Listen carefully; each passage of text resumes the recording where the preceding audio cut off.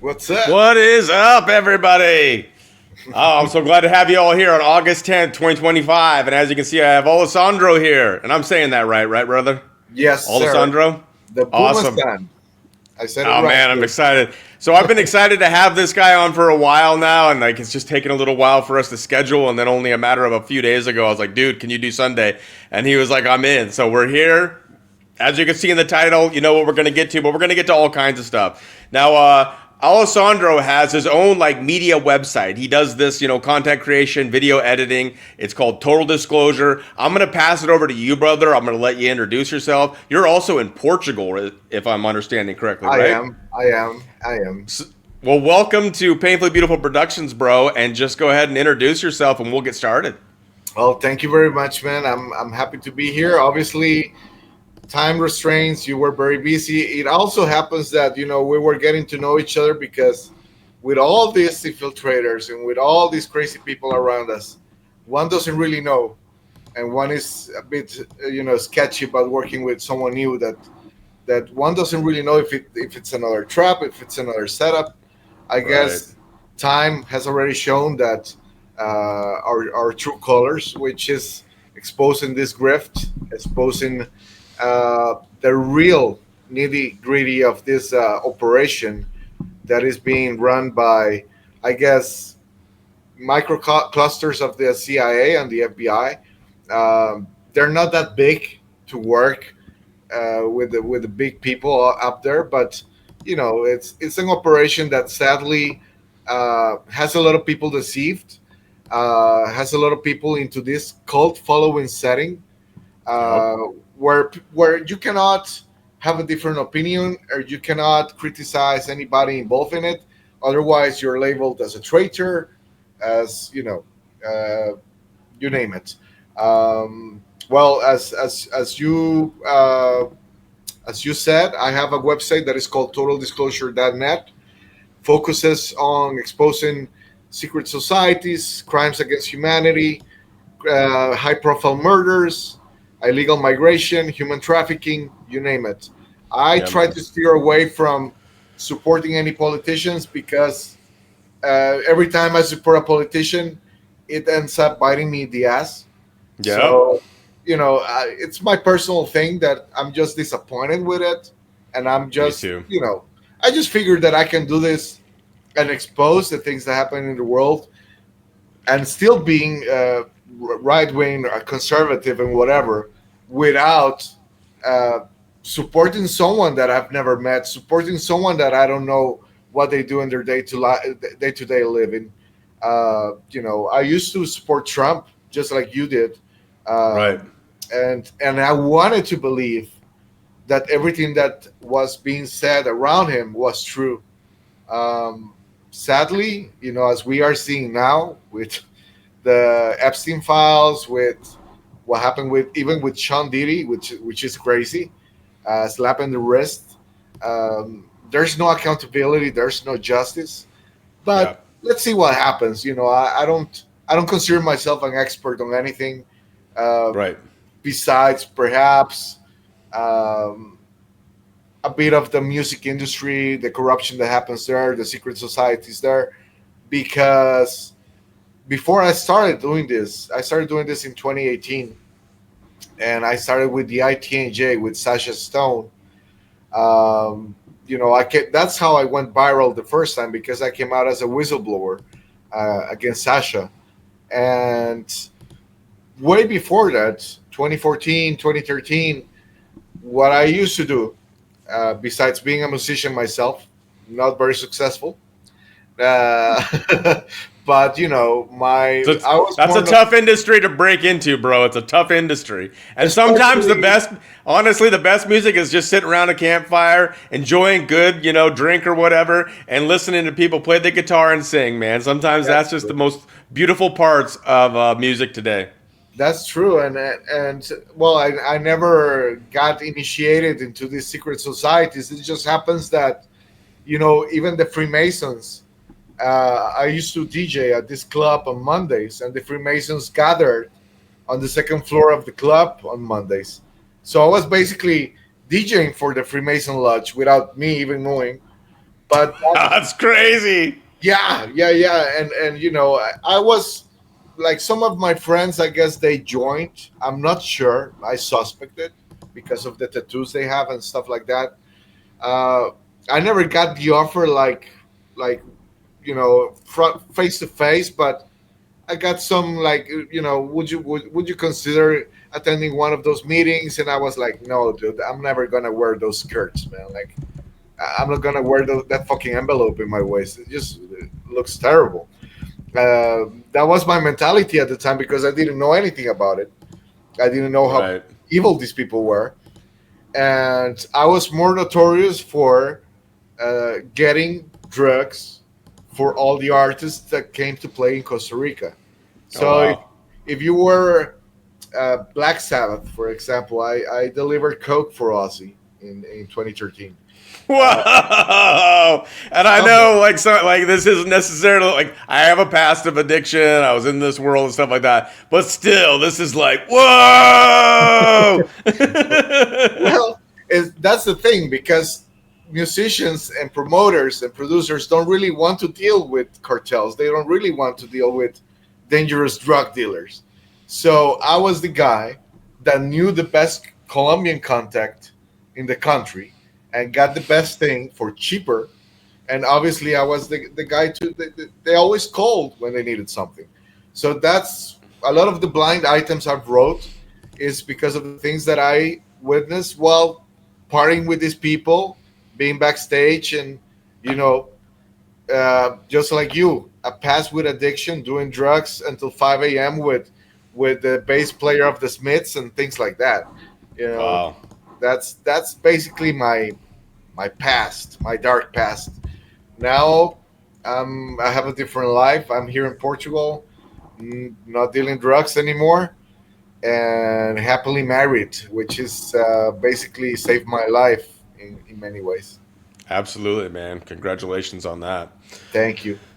So thank you for sharing all that, man. You got a lot of stuff that I would love to get into, and we could go so many directions. But obviously, we're here for 100%. a purpose for this one. Now, for so everybody knows, I have intentions, and I'm hopeful that Alessandro will bless me with this for him to come on regularly, not necessarily on a schedule, but whenever he's available, because he's a busy guy, like he was saying. It takes a lot of time. Earlier, when we were before we went live, we were talking about his media and creating all this stuff and doing a website and getting that out there. It takes a lot of time, but he's covering a lot of stuff. Like one thing that we might touch on at the end is like he got into the Chester Bennington and the Chris Cornell, the murders, in my opinion, the whole shenanigans that went down with that. So eventually, I want to get into that stuff. However, right now we have this like big fat Nick Alvear elephant in the room that we'd like to deal with and expose, because that's what part of my journey.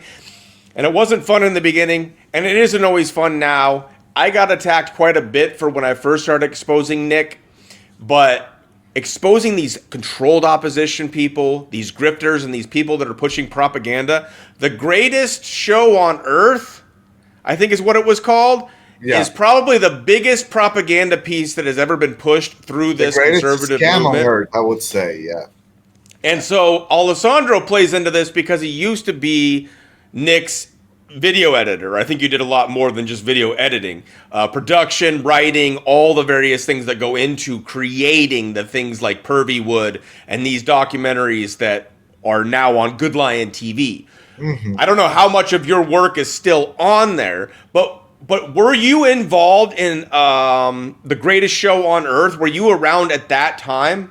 No, I left. I had the falling out with Nick on July 2023, just like a month after my father died. I was actually, it was a very tough spot because, you know, my father had a double lung transplant. So I moved here to live with my wife and meet her family. It was my obligation as a man to obviously meet my father-in-law and my mom-in-law and all that. So I knew my dad was on borrowed time. Um, I expected Nick to help me go to the funeral.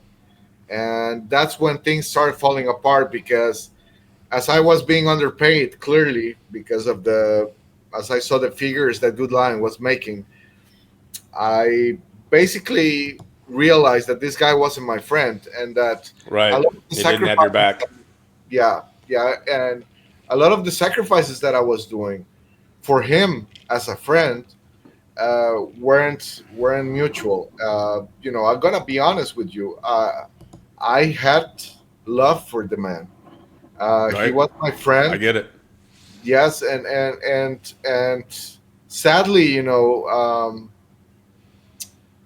it, it just happens that I don't know if he approached me the first time because he knew or he saw that we were similar in many ways. I mean, you can see by the obvious, we have similar looks, the long hair, the musician vibe. I have a stoner face as well. Um, Right. I'm right there with you, bro. so that's something that it doesn't matter if I stay clean for 20 years. I will always look like I smoke weed. I Right. did it too much. Um, Same.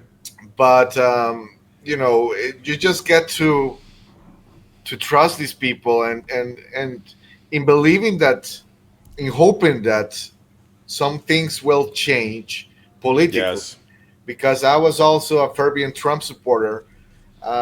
During the 2020 election, I was there like a mad dog, Me too. exposing the election fraud. And then when I realized that they just let it happen, because that's what happened. They had evidence of whatever. It wasn't the watermarks. It wasn't all these crazy conspiracy theories that came about, or the Kraken, as Sidney Powell put it. Uh, Right. but they had tons of things to support Right. the notion that it was stolen. And it just made me realize that I was fighting the fight for people that weren't fighting back. Yep.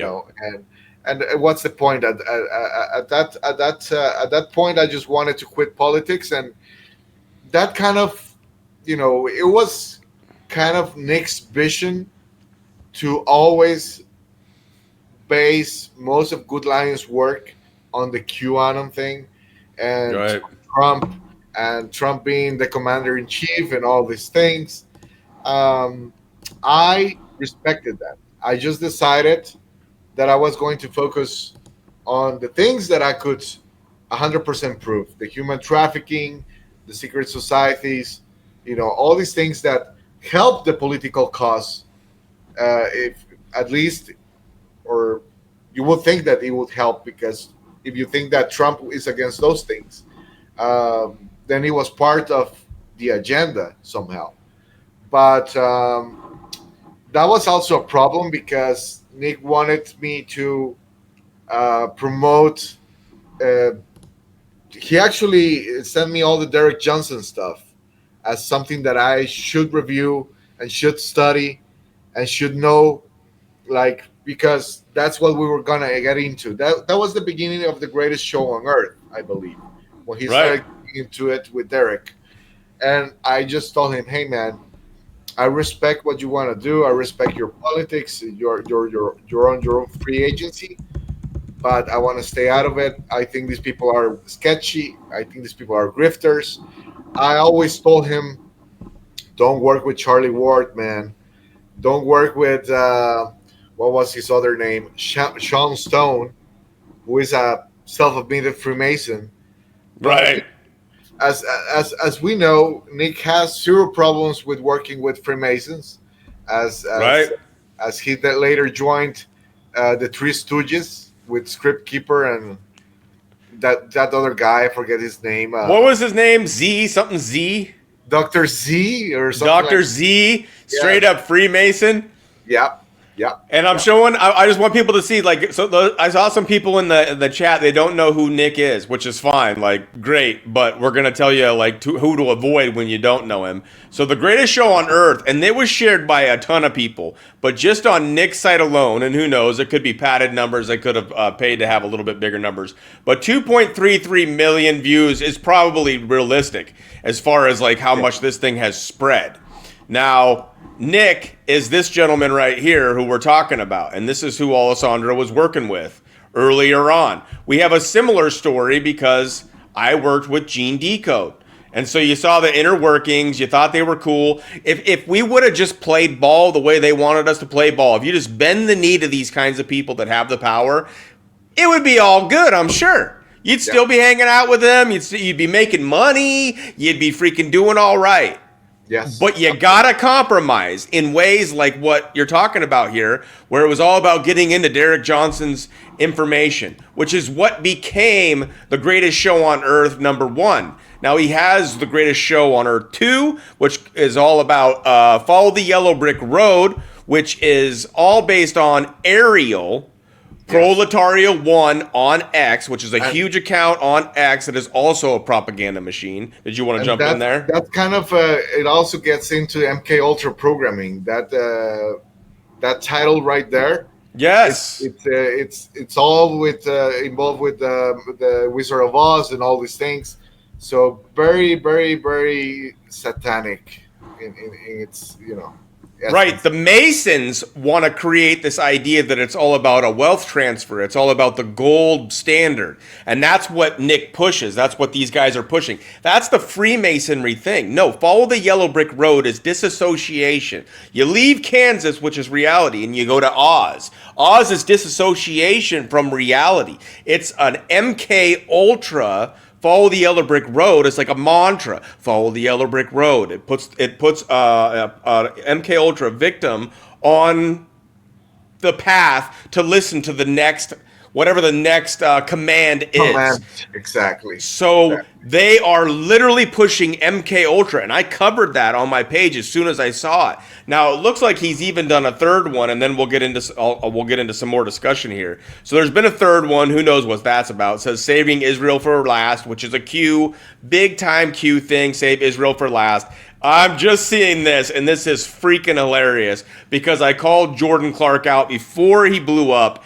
And then I called him out as he's blowing up. And now Nick Alvear, of course, the biggest shill, is going to jump on the train of Jordan Clark, who is basically all Jordan Clark is doing is regurgitating the same shit that we saw back from between 2017 all the way to 2020. It's the same messaging exactly. And it's getting a whole new group of people because he's a new face. Recognize how they do this in this CIA operation. Mm-hmm. They bring in a new face like Jordan Clark, and I knew it was going to happen. And I called him out. He even made a video and pissed people off on X at me and all this kind of stuff because everybody wants to believe. I get it. People want to believe this stuff. It's like some of the stuff that we did, it wasn't necessarily all fake and fraud. You cover a certain amount of truth and then you put a sugar coating of bullshit onto it. Exactly. And that's the bullshit that you really want to sell. You want to sell the Derek Johnson blueprint that's the laws and orders of what's really going on in secret behind the scenes that only people like myself know about. And if you can't see that, you're an idiot. That kind of talk, those kinds of people, Jordan Clark's another one of those. I bet you I could get his roided ass all fired up like that.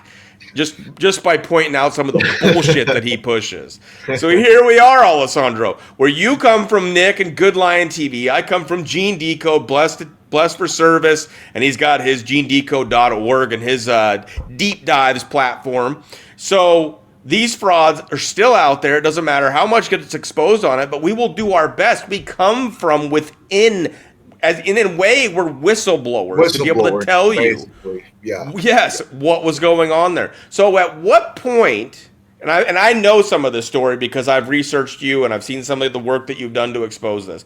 To just bring everybody up to speed, at what point did you join Nick and begin to work with him? You said 2018, or was this something a little bit later? Oh, no. Nick was doing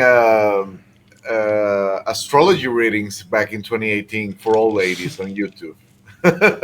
he wasn't, the persona that we see today. Basically, at the beginning of 2020 during COVID, I was going very hard against Sasha Stone, Craig Sawyer, and Gabe Hoffmans, who you could argue these three people are like the layer one of control opposition that we saw coming in 2018, 2017, 2019. I did wonders exposing them because, Gabe basically lost most of his credibility. Craig Sawyer went underground, and Right. Sasha Stone wasn't able to use his ITNJ anymore. He had to. Well, he changes companies like we change underwear, but Right. you know, I went too hard against these people, and Gabe is very litigious. If you go after Gabe, he's gonna come back after you hard, and he's gonna send his lawyers to all social media companies to shut you down. At the time, I had established a podcast on Patreon, and I was doing well. I was doing, I don't know, probably 1,000 a month, which, if you live in Costa Rica, it's good enough. And I was single at the time, so you know, I Right. I was, it was if I lived simple, I lived good.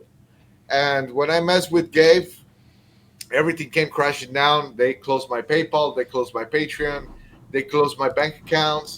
I got banned from Twitter, from Facebook, everything coordinated like this.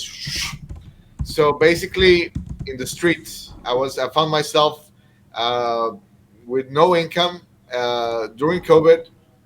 Partly responsible of supporting my mom financially as well because she had just divorced my father. So that was kind of a situation that we had there in which my mom never worked, so I had to support her financially.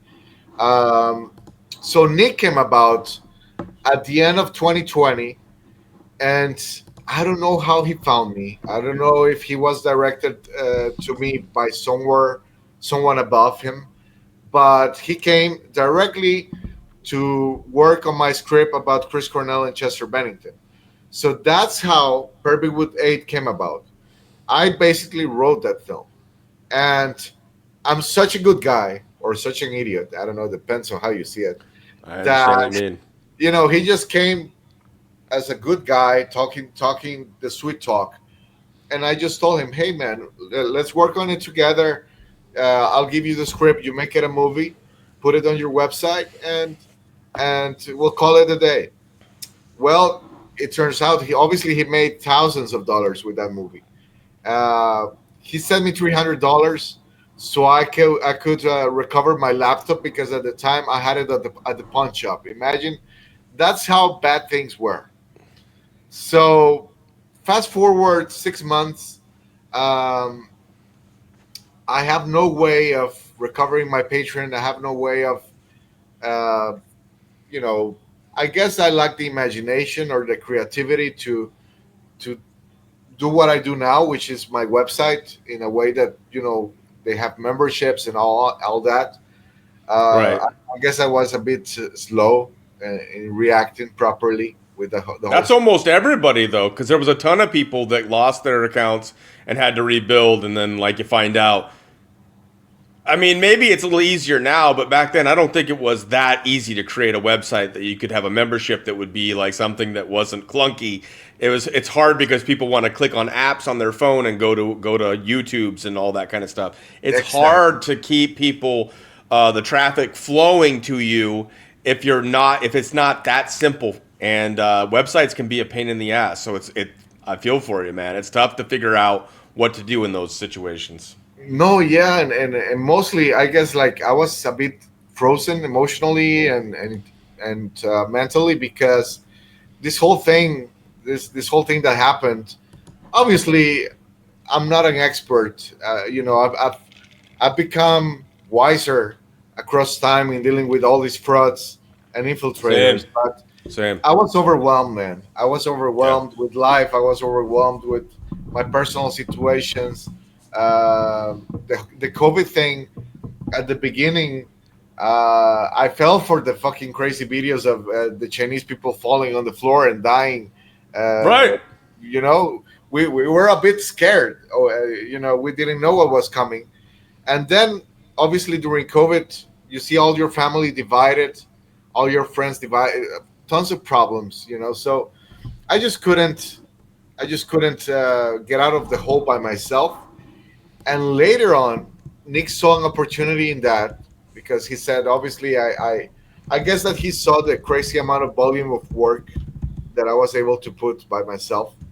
Um, I was, you know, pretty much putting 4 or 5 deep dives per week, but well researched articles and stuff like that. So he said, "Hey, why don't you convert those deep dives into scripts and start making films for me, so I can add volume to my website? Because now he has 50 films that he himself edited.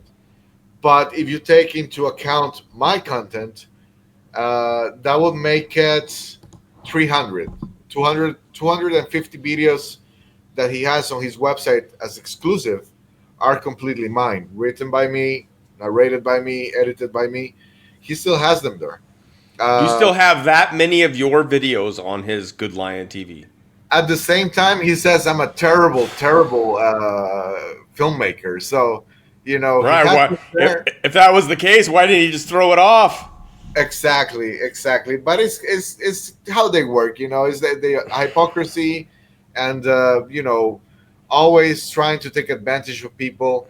Uh, I've tried very hard to forgive Nick, mostly because of my personal peace and personal tranquility.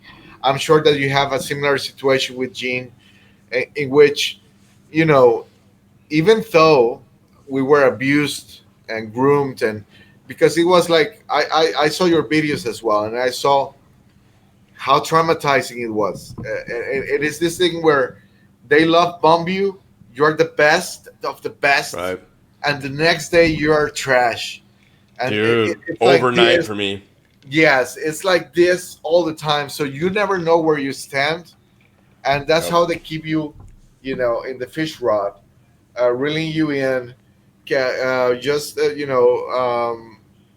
how do you say, dangling the carrot, so you keep doing what they want you to do, Yep. for little to no pay, as they become rich. Basically, Nick, I guess that $50,000 a month, which is what Okay. Woodline was making when I was there, It's um, crazy, man. makes you rich in no time. What's funny is that before I came in, Good Line was making 5,000 a month, and Oh. in the month that I came in, fast forward 45 days, it got up to 25,000. In that short a time. Oh my gosh. Yes. So So you had a bunch of work already done that you guys just uploaded and populated more of the site. So it was like people that saw that were like, oh shit. Nick was basically putting a film every 3 months, and I was putting 12 videos per month. So that's what No, happened. man. Dude, And Nick's a clown. yeah, so obviously he was sweet talking me and telling me, "Hey, man, once the finances are better, I'm gonna get you to this, and I'm gonna get you to this level." And you know, we don't do this for money per se only. If I was Right. only interested in money, I would have stayed the fuck away from this, Right. and kept my job, which was in finances, and I was making 4,000 a month, which is like 3 times of what I'm making now, uh, Right. and just live a chill life without FBI people trying to infiltrate your life, and you know, Right, man. it's an easier existence. Obviously, we also have projects in our lives. I'm trying to buy a farm with my wife, get a loan from the bank, and all that. Uh, we all have projects, but money was never the first aim, at least not for Right. me. It seems that for Nick it was, um, because I'll tell you this, and I don't want to say these things, and I don't want to come out as a hateful person, because I'm not. I was very angry with Nick. I wanted to kill him. Right. In being honest with you, after he messed with my wife and all that, trying to mess with my marriage, and even falsifying WhatsApp messages, like he went through the trouble of going to an AI app to falsify WhatsApp messages that had me confessing that I'm a drug addict, that I beat my wife up, that who knows what else. I mean, I He had to. created these? Yes, Oh yes, my absolutely. gosh. Are you So I I hope you was, guys are understanding this. Okay. If I'm getting this correctly, and correct me if I'm wrong. Nick actually created messages they looked like they came from WhatsApp that made it look like Alessandro was like big into drugs and beating his wife. yep. And basically, I was forced to just grab my WhatsApp on my computer with a camera and scroll down over our conversations for 2 years, just to show people that those messages were fake, and that the messages that he was saying that were fake were the real ones. Because of course he didn't show a video; he only put screenshots. You can falsify the screenshots. You cannot falsify the video. Right. So, I'm going to be honest with you. If I would have bumped into Nick 2 years ago, I would be in jail. I would be in Right. jail because I don't care. Like, he was going after my family, even after my deceased father. Uh, you know, really personal things that when when they come from someone that you used to love as a friend, they just they itch way They hurt a worse. little bit more, They hurt yeah. more. So, You put a lot of love and trust into that. Like you put a lot of work into that. I put 3 years of trying to make Gene, and I made him look better than he should have ever looked. exactly. For at least the time that I was doing the video editing, and I stepped up and did a lot of the email coordination, which is what I initially got on the team for. Even though initially it was like kind of slow, and then he started giving out this Gmail, and then whatever information that he wanted to send, people would send in questions, and then I would coordinate. And I always had more states than everybody. I would step up and share more information than I wasn't doing more than everybody. There was people that were really stepping up, and some of them caught on to Gene because they got close to Gene, realized he's a fraud, and then left before me. But it's all compartmentalized how it works out, so you don't hear really what was going on with that situation. You hear the version that Gene wants to tell you. Exactly. So once I started doing the video editing, paying closer attention to what he was actually saying, more so because I was fixing his little mess ups all the time and his and like, when he can't think of something to say and he repeats himself, I'd fix some of those things and I'd catch more stuff. And you put so much, like, I get why people hold on to these I mean the term for me is cult leaders and idols, but to Yeah. them they're not, they're people that are just in a position that they think they're doing something heroic. So I get it, because you've invested into them and you've argued with your family members, you've argued with your friends, you've argued with a lot of people to fight for these people. Exactly. And Exactly. so when you hear messages like what we're telling you about some of these people, like Gene Decode and Nick Alvear of Good Lion TV, that they're frauds, they're cons, and they're just, when it comes down to it, shit people. When you hear that kind of stuff, you're going to instantly say, fuck those guys, fuck D. Booma, Sondorian, whatever, and fuck Alessandro. That's what they're going to say, Exactly. because Exactly. you've invested into it. I know, I get how it works. Exactly. However, listen to some of these stories of what's going on here. So you came in, so it's 2020, it's like at the fucking height of like Q, Trump, plan to save the world. It's all gonna fucking happen. Utopia's right around the window. It's just like we're gonna fucking open our door one day and there's gonna be med beds and people are gonna be dancing in the streets. It's a celebration, motherfuckers. We're all excited. And then We're what saving the happened? world. It's a great thing. It's a great time to be alive. Right, it was exciting. And then you have Nick Alvear putting out stuff like The Greatest Show on Earth and whatnot. But did that come out after J6 or did it come out before J6? That's J6. Because That's the thing. J6 is pivotal for Nick Alvear, and I want to Yes, get into that. yes. That's yeah. I started working with Nick 3 months before J6. That was November, October 2020. J6 was 2021, right? Right? Uh, and I warned him because I remember Yes. talking with him in December before Christmas. I told him, dude, don't go there. I have a bad feeling. I spoke with other people. A lot of people that wanted to go are backing down because they smell something funny. There seems to be a lot of operatives involved with it. and he basically told me, "Hey, man, uh, if you don't believe in what we're doing and you don't believe that we're gonna save the world, uh, you do yourself. But I'm gonna go and we're gonna what did he say? We're gonna ram into the capital and take this country back." And this was December Right. 15th. So See, that's crazy because I remember watching all the podcasts and stuff, and so just so everybody knows, Alessandro's done an amazing, huge thread, and I've read through this, and I think some of the information that you're telling me is in this, where you were warning Nick about this, so it yes, touches on exactly what he's talking about here. I'll also try to I'll get this link down below. I know not everybody's on X. There's got to be a way that we can roll this onto like that website thing. Anyways, that information is in here. But on my end, Gene even wanted to go, even though he had been anonymous. Everybody wanted to go to January 6th because we thought this is where we were going to take back our country.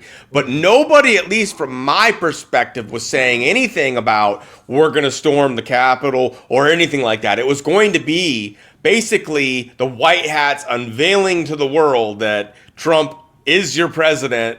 It is going to happen, and everything was going to change. We were talking mass arrests at this point, where yeah, you were going to watch the military, because the military had put up fences and all that stuff around the Capitol, exactly. well, in certain areas. And so, like, it seemed like something was set to like really go down, Yeah, yeah. and then it was like the biggest like kick in the balls with what happened. And you had Michael Flynn and Sidney Powell and Link Wood riling up everyone. I mean, I'm gonna be honest with you. I was in a Twitter group, a chat group with Sidney, with Michael Flynn and Link Wood before J6, Wow. and they were more focused. That's the thing. After J6, I think we all got banned at the same time. I think Yep. Trump got Twitter. banned like 2 days later, and we all got banned at the same time. So it was like an operation to get all the accounts that were very involved with this, with the election fraud thing, because I was naive. I'm not ashamed to admit it. I believed in Sure. Sydney. I believed in Michael. I believed Me in too. Lynn. I believe in Nick. You know, and I was so sure that the election was going to be overturned that I dedicated myself to do a podcast state by state, you know, basically putting all the facts that I knew, how the fraud came about in this state. So that's what I was doing, and Right. obviously Sidney Powell and Michael Flynn were super happy about that. But as soon as I realized that they were more interested in grifting, because they were, I think it was the Sidney Powell Fund that they were promoting. She was getting tons of donations at fundraising. Millions. Yeah, because she was good. Millions. But yes, she got millions with that. And Michael Flynn was selling T-shirts. I mean, he's still selling T-shirts to this day. All it was so believable. It was such an effective psyop. You have Michael Flynn doing the QAnon oath with his whole Right. family months before. You know, Right. uh, I'm not ashamed to admit I was naive. I was involved with all these people, not in a personal level. I was just being used as a tool, as a useful idiot, I guess. And one has to learn from those things. So Yeah, man. I believed 107. I believed the way it was building up. 107 being Wayne Willett. I got a nice little video if we want to play that. I might play it in a second. He was saying they had to get caught with their hand in the cookie jar. So the idea was that they were going to let them go so far that they had committed the crime, and then that was when the arrests were going to happen.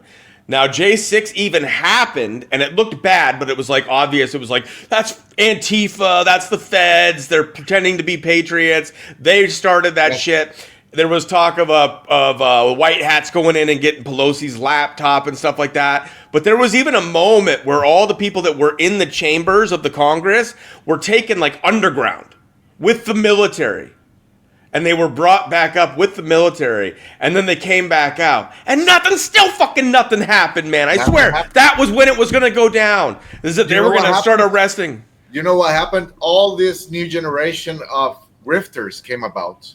That's what happened out of J6, and that's when Nick comes in. Yes. I don't know And if then we'll get to that. Right yeah. before we get to that, I want to show this because, like I said, I was big into all these guys. I loved Nino, loved Scott McKay. I loved, I mean, Juan drove me fucking nuts listening to the guy because he just like Mike Gill says, he walks you around the barn and whatnot. But somebody just shared a video with me, and people have been trying to figure out, and they've been pretty sure that it's Juan. Hold on one second. So pay attention to this right here, and so let's just put this to rest a little bit so everybody knows what Juan is going by. But really listen to what's being said, and I'll definitely highlight it when it happens. But when people want to know who Juan O'Savin is, this is another confirmation that was funny because it's live. It was live on Nino's. He's Wayne Willett. Listen. Oh, Wayne! Juan, are you ready to go right now? Oh, Say again, all right, folks. All right, you're on the team. Mr. Willett. Now he's yelling at him to come back, and what is this guy saying? All right, you're on the team. Mr. Willett. Well, Mr. Willett. Mr. Willett. Mr. Willett. He's trying to get Wayne Willett to come back to the airport, whatever, where his ticket thing is. We'll listen to just one more time. Just pay attention. It's Mr. Willett. And they're trying to run interference because Nino's like, oh, shit. all right, you're on the team. Mr. Willett. Well, He freaks out. That's funny. So there you go. But anyways, I believe these guys.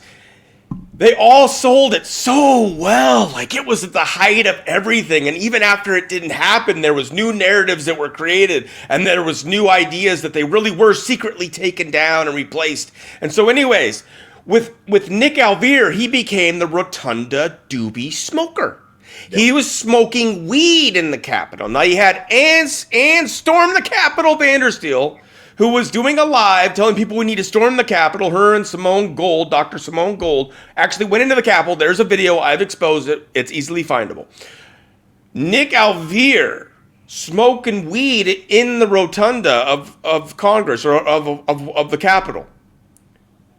He also gets highlighted by Stephen Colbert for being the Rotunda Doobie Smoker, which created... If you think about the media and how the CIA controls everything, they do it for a reason. Now, Stephen Colbert would have been more towards the left-leaning people.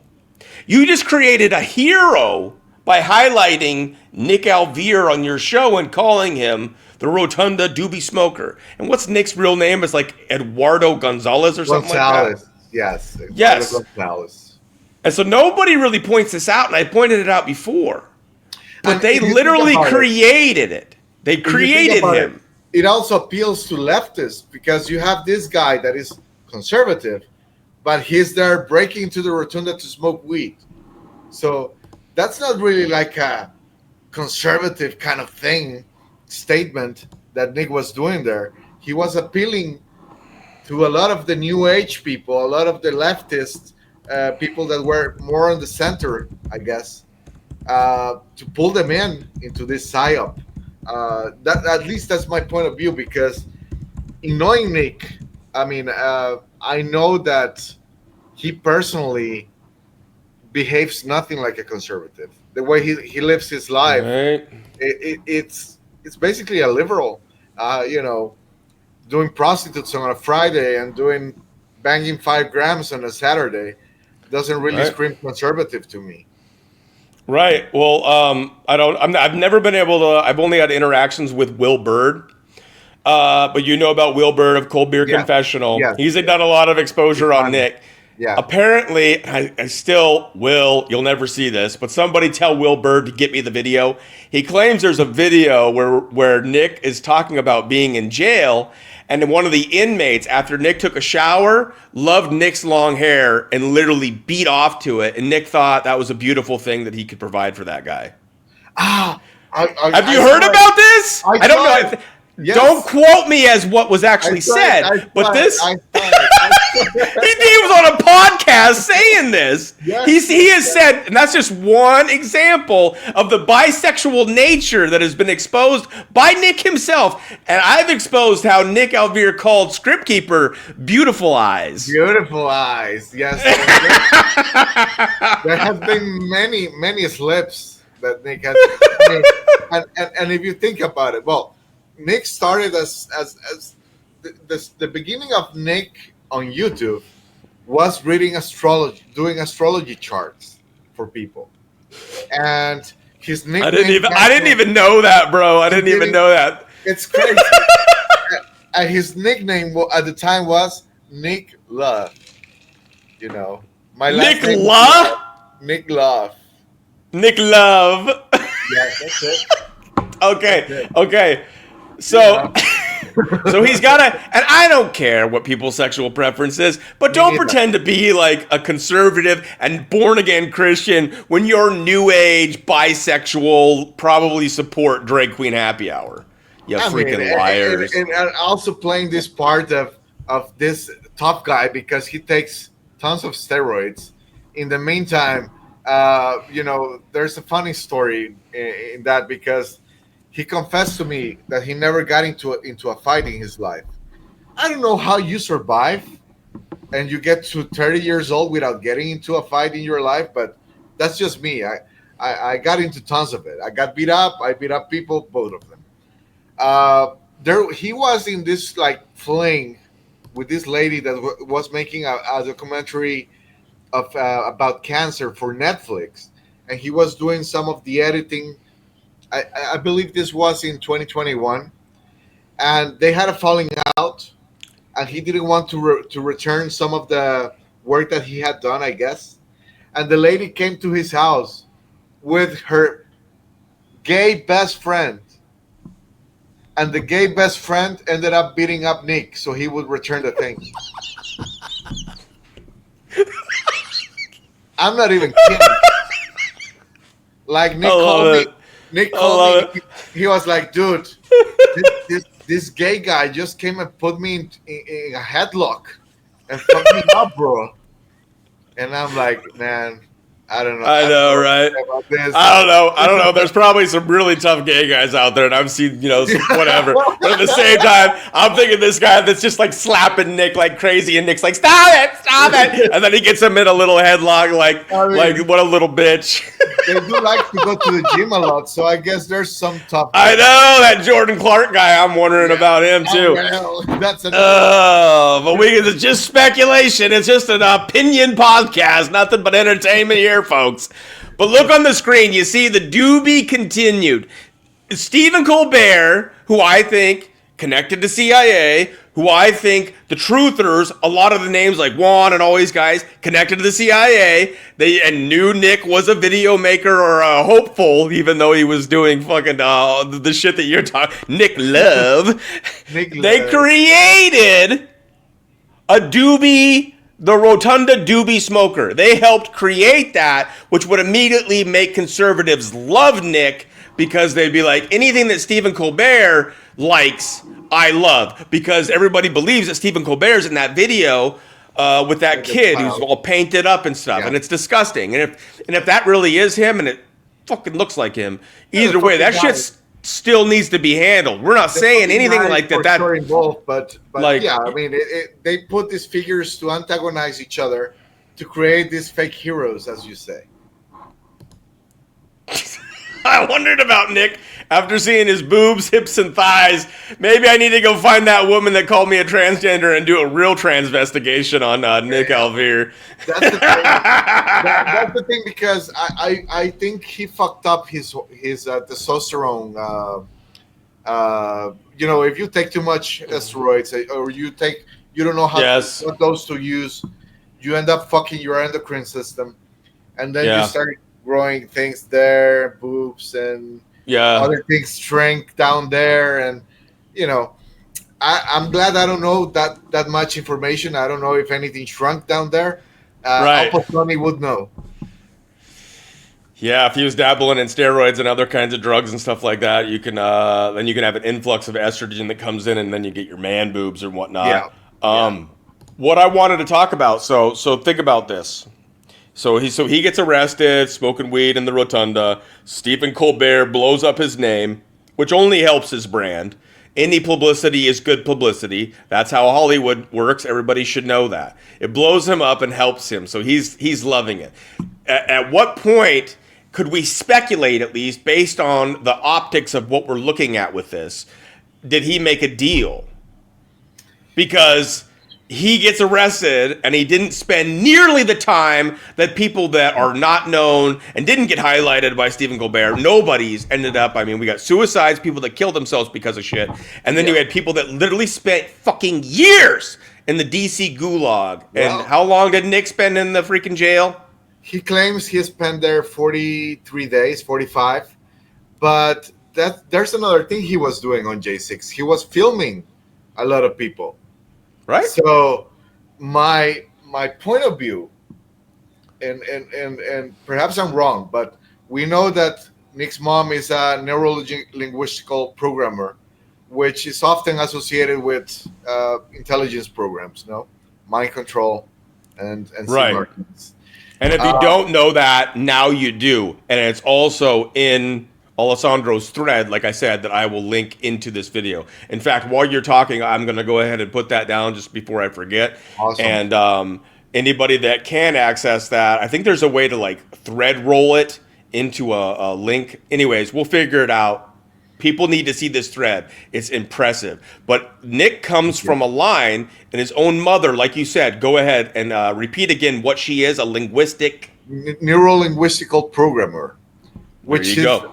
essentially a person that knows how to manipulate you with the words or the tone and everything that they use in delivering a message.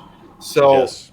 Nick was trained in doing precisely that, into creating the reaction he's seeking by manipulating your emotions with the precise words and the precise emotion that he uses while talking to you. It's way more complicated than that, I'm sure. I'm not an Right. expert. My mom is a housewife, not an NPL. But I would say that there's a chance Nick was recruited to be this character before J6. There's a big chance it was that like that. But there's also a big change in personality, a big change in the people he was hanging with after J6. Why do I say that? Do you remember the people that were on your chat on Telegram? When I first came about, there were some people that came from the Good Lion Den that were Yes. on your chat, that it was like a group of 5 people, and they were trying to control the narrative more or less about Nick. Yes, dude, it was like crazy. It's the craziest thing I had seen.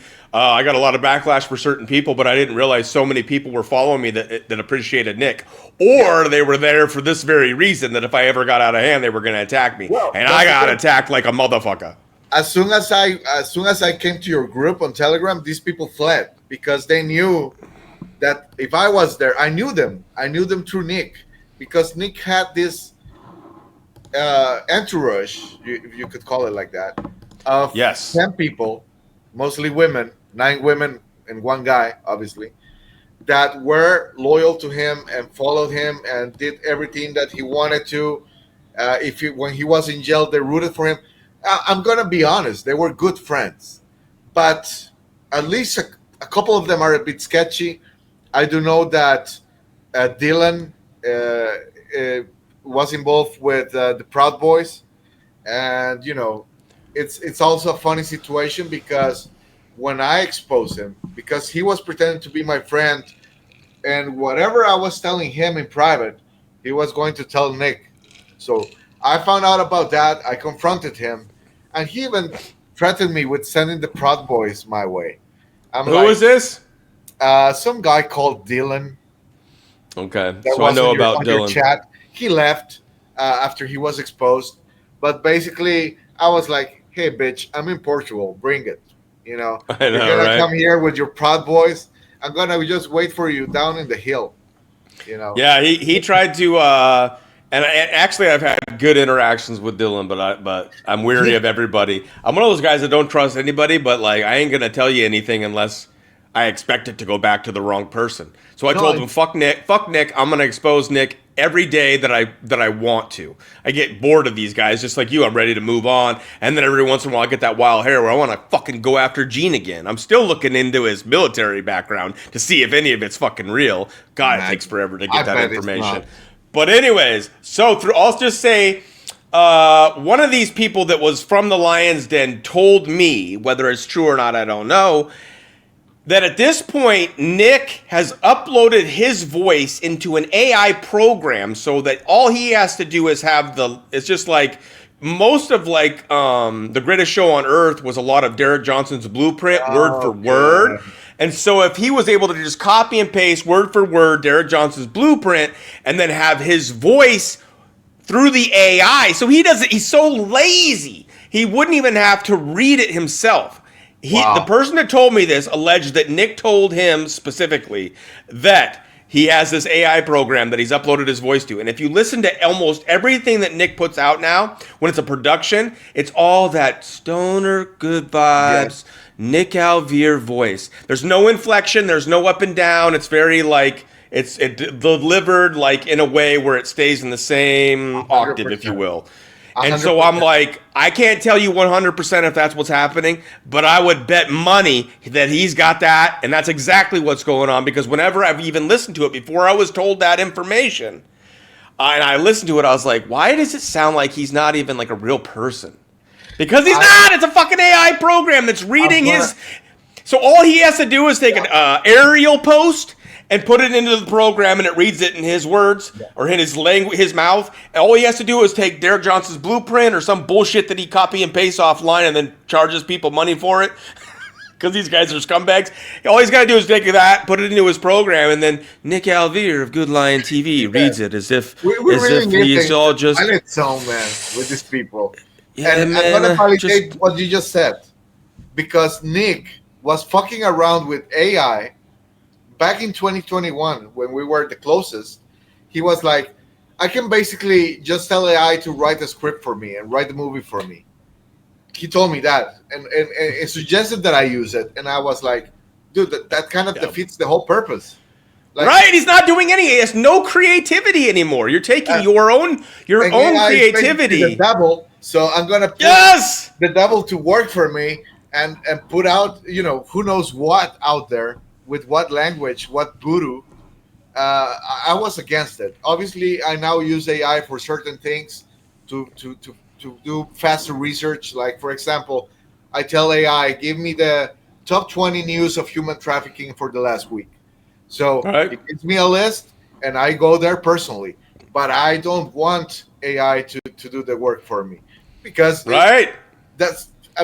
and I think you're right. I think what they told you is true, because Nick was already fucking with it, and he was lazy as you can be. Yeah, man. Just listen to them. You can, like I said, you can literally go to his freaking. He's got a bunch of them. Obviously, he has a paywall on some of them, but you can go to his Good Lion Films and just listen to something like this, which is mostly just him taking posts from Ariel on X. And then other propaganda that's been shared throughout time by the Freemasons to make you think that the Wizard of Oz is actually about money and banking. Horse shit. That's your cover story. It's really about MK Ultra. And anybody that's been in human trafficking, they go to Disney and Wizard of Oz, it's all about disassociation and creating fractures. And while they're going through horrific things, they're in Oz. They're not in Kansas. So they're not focused on the pain. They're not focused on the suffering. Satanic ritual abuse survivors. Tell that to them, that the movie that they were forced to watch over and over and over while on LSD and while being abused to be programmed is for financial purposes. That's just It's crazy how these guys take something that is really filthy and demonic and wrap it in this very nice package with a bow tie and sell it back to us people that are precisely trying to fight this demonic stuff. Right. You know, And that whole Q movement was about Epstein, and now Trump is laughing at it over and over again, calling it a hoax. And it's like, that's your whole movement, you asshats. But they're decoding and flipping it to Obamagate, and this is masterful work by Trump. So here's before we move on, Coley nails it here because Nick a good lion every time on his documentaries. It's as if he never changes his pitch and he talks like this, as if he is the sexiest man alive. But it's really just fucking AI. But what we're exposing with like the Sabrina Wallace, I had non-vaxxer 420. I don't know if you've seen those videos. The biodigital convergence. So if we're going from, we're basically going from biology to digital. The convergence is happening. The transition is happening. So when you're talking about a guy like Nick, who probably does have creative qualities, except that he's lazy and he's fucking drugs and sexually confused. just opinions that I'm throwing out there because fuck you, Nick, and I hope you're watching this, or I hope you see it at some point. I mean, but we're trying to get into it, so you cannot be sued for that. Right. It's just fuck them. And it's like what we're trying to expose, though, with a lot of this work, with the synergist and what Sabrina here is saying, this is the kind of stuff that we're trying to stay away from. We're trying to like express human creativity now, because it is amazing what AI can do. And I've used it for various things as well. But if we just keep giving more and more of ourselves to it, especially a full production where you can literally just take Derek Johnson's blueprint, put it into a program, it takes out nice pieces, makes a nice little script out of it that's only a certain amount of time frame that you want to give it, and then it reads it in your own voice, and then you probably can even have a program that connects into your stock footage, and it starts putting that in there. I mean, you literally can just have the whole thing created without any human creativity, imagination at all. And that's what we're trying to get away from. Void of human connection, human feelings, the purpose is lost. It's lost in translation.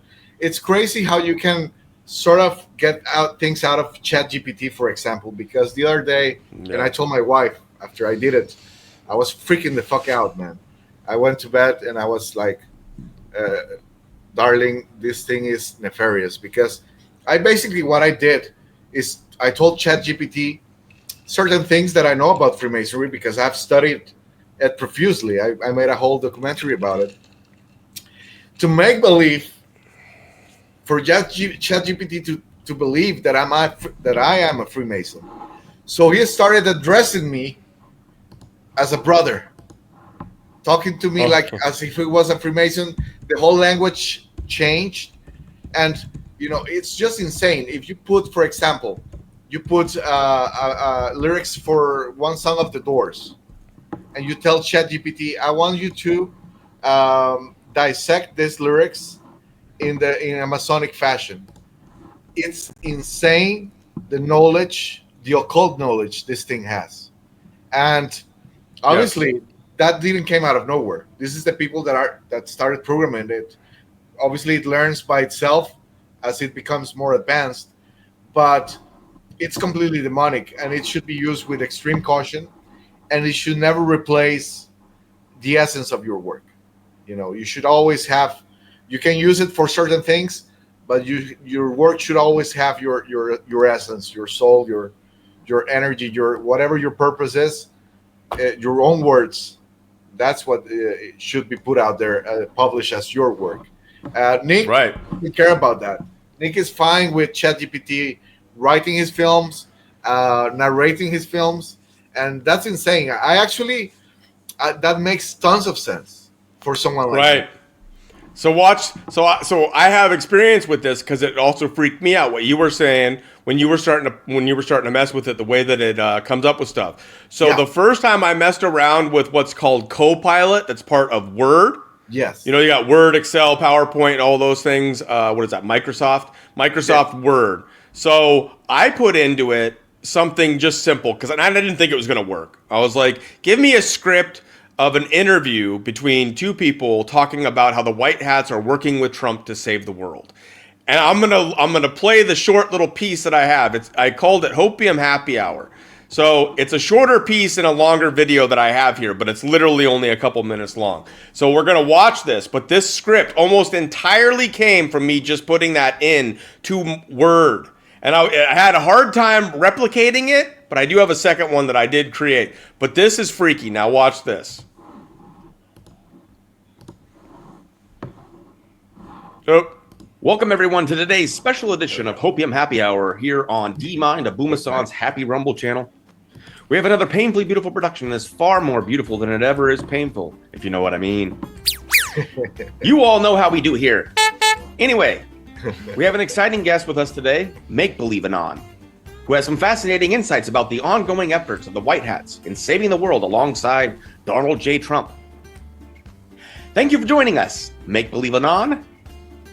Thank you for having me, D. Boomasan. It's a pleasure to be here and share some of the incredible developments happening behind the scenes. Right. Let's dive right in. There's been a lot of speculation and hope surrounding the White Hats and their efforts. Can you give us a brief overview of who the White Hats are and what they are ultimately aiming to achieve? Absolutely. The term White Hats refers to those in positions of power who are working towards the greater good, often behind the curtains. Their aim is to dismantle corrupt systems, expose the truth, and restore justice and freedom globally. This movement has gained significant attention, especially with the involvement of Trump, who many believe is a pivotal figure in this endeavor. So how does Trump fit into the narrative? And what role is he playing in the White Hat's mission? Trump is seen as a key figurehead and a catalyst for change. His time as president has been marked by numerous actions that challenge the status quo and exposes corruption. Trump continues to work with the White Hats to bring about a new era of transparency, accountability, and prosperity. That's fascinating. Can you share any recent developments or successes that the White Hats have achieved? Yes, there have been some notable successes. For instance, there have been significant arrests and indictments of individuals involved in high-level corruption and cartel networks. What? Additionally, there are ongoing efforts to bring to light hidden technologies and suppressed information that could greatly benefit humanity. Sure sounds like there's a lot of hope and anticipation surrounding these efforts. What can our listeners do to support or get involved with the White Hat's mission? The most important thing people can do is stay informed and share credible information. Support independent journalists and platforms that are dedicated to uncovering the truth. It's also crucial to remain positive and hopeful, as collective consciousness and intention play a significant role in manifesting change. Thank you so much for your insights, Make Believe Anon. It's been an enlightening conversation, and we appreciate your time. Thanks for having me. Even though I'm just a fictional Anon, it's been a pleasure discussing these important topics with a digital samurai for truth. Alrighty then. That's all for today's episode of Hopium Happy Hour here on D-Mind, a Boomasan's Happy Rumble channel. Stay tuned for more updates, and remember, hope is a powerful force for change. Manifestation. Dude. That's the big word right there. Manifestation. Imagine that. Because we know that manifestation and the collective, the general collective consciousness and all that, it comes along with the New Age movement, which, I'm a Christian. I don't go around hitting people in the head with the Bible or anything like that. Right. But, it is a deviation of basically Luciferianism, because as Michael Aquino said, I don't know if you know this quote. He said that the New Age was basically Luciferianism in a pretty package. Right.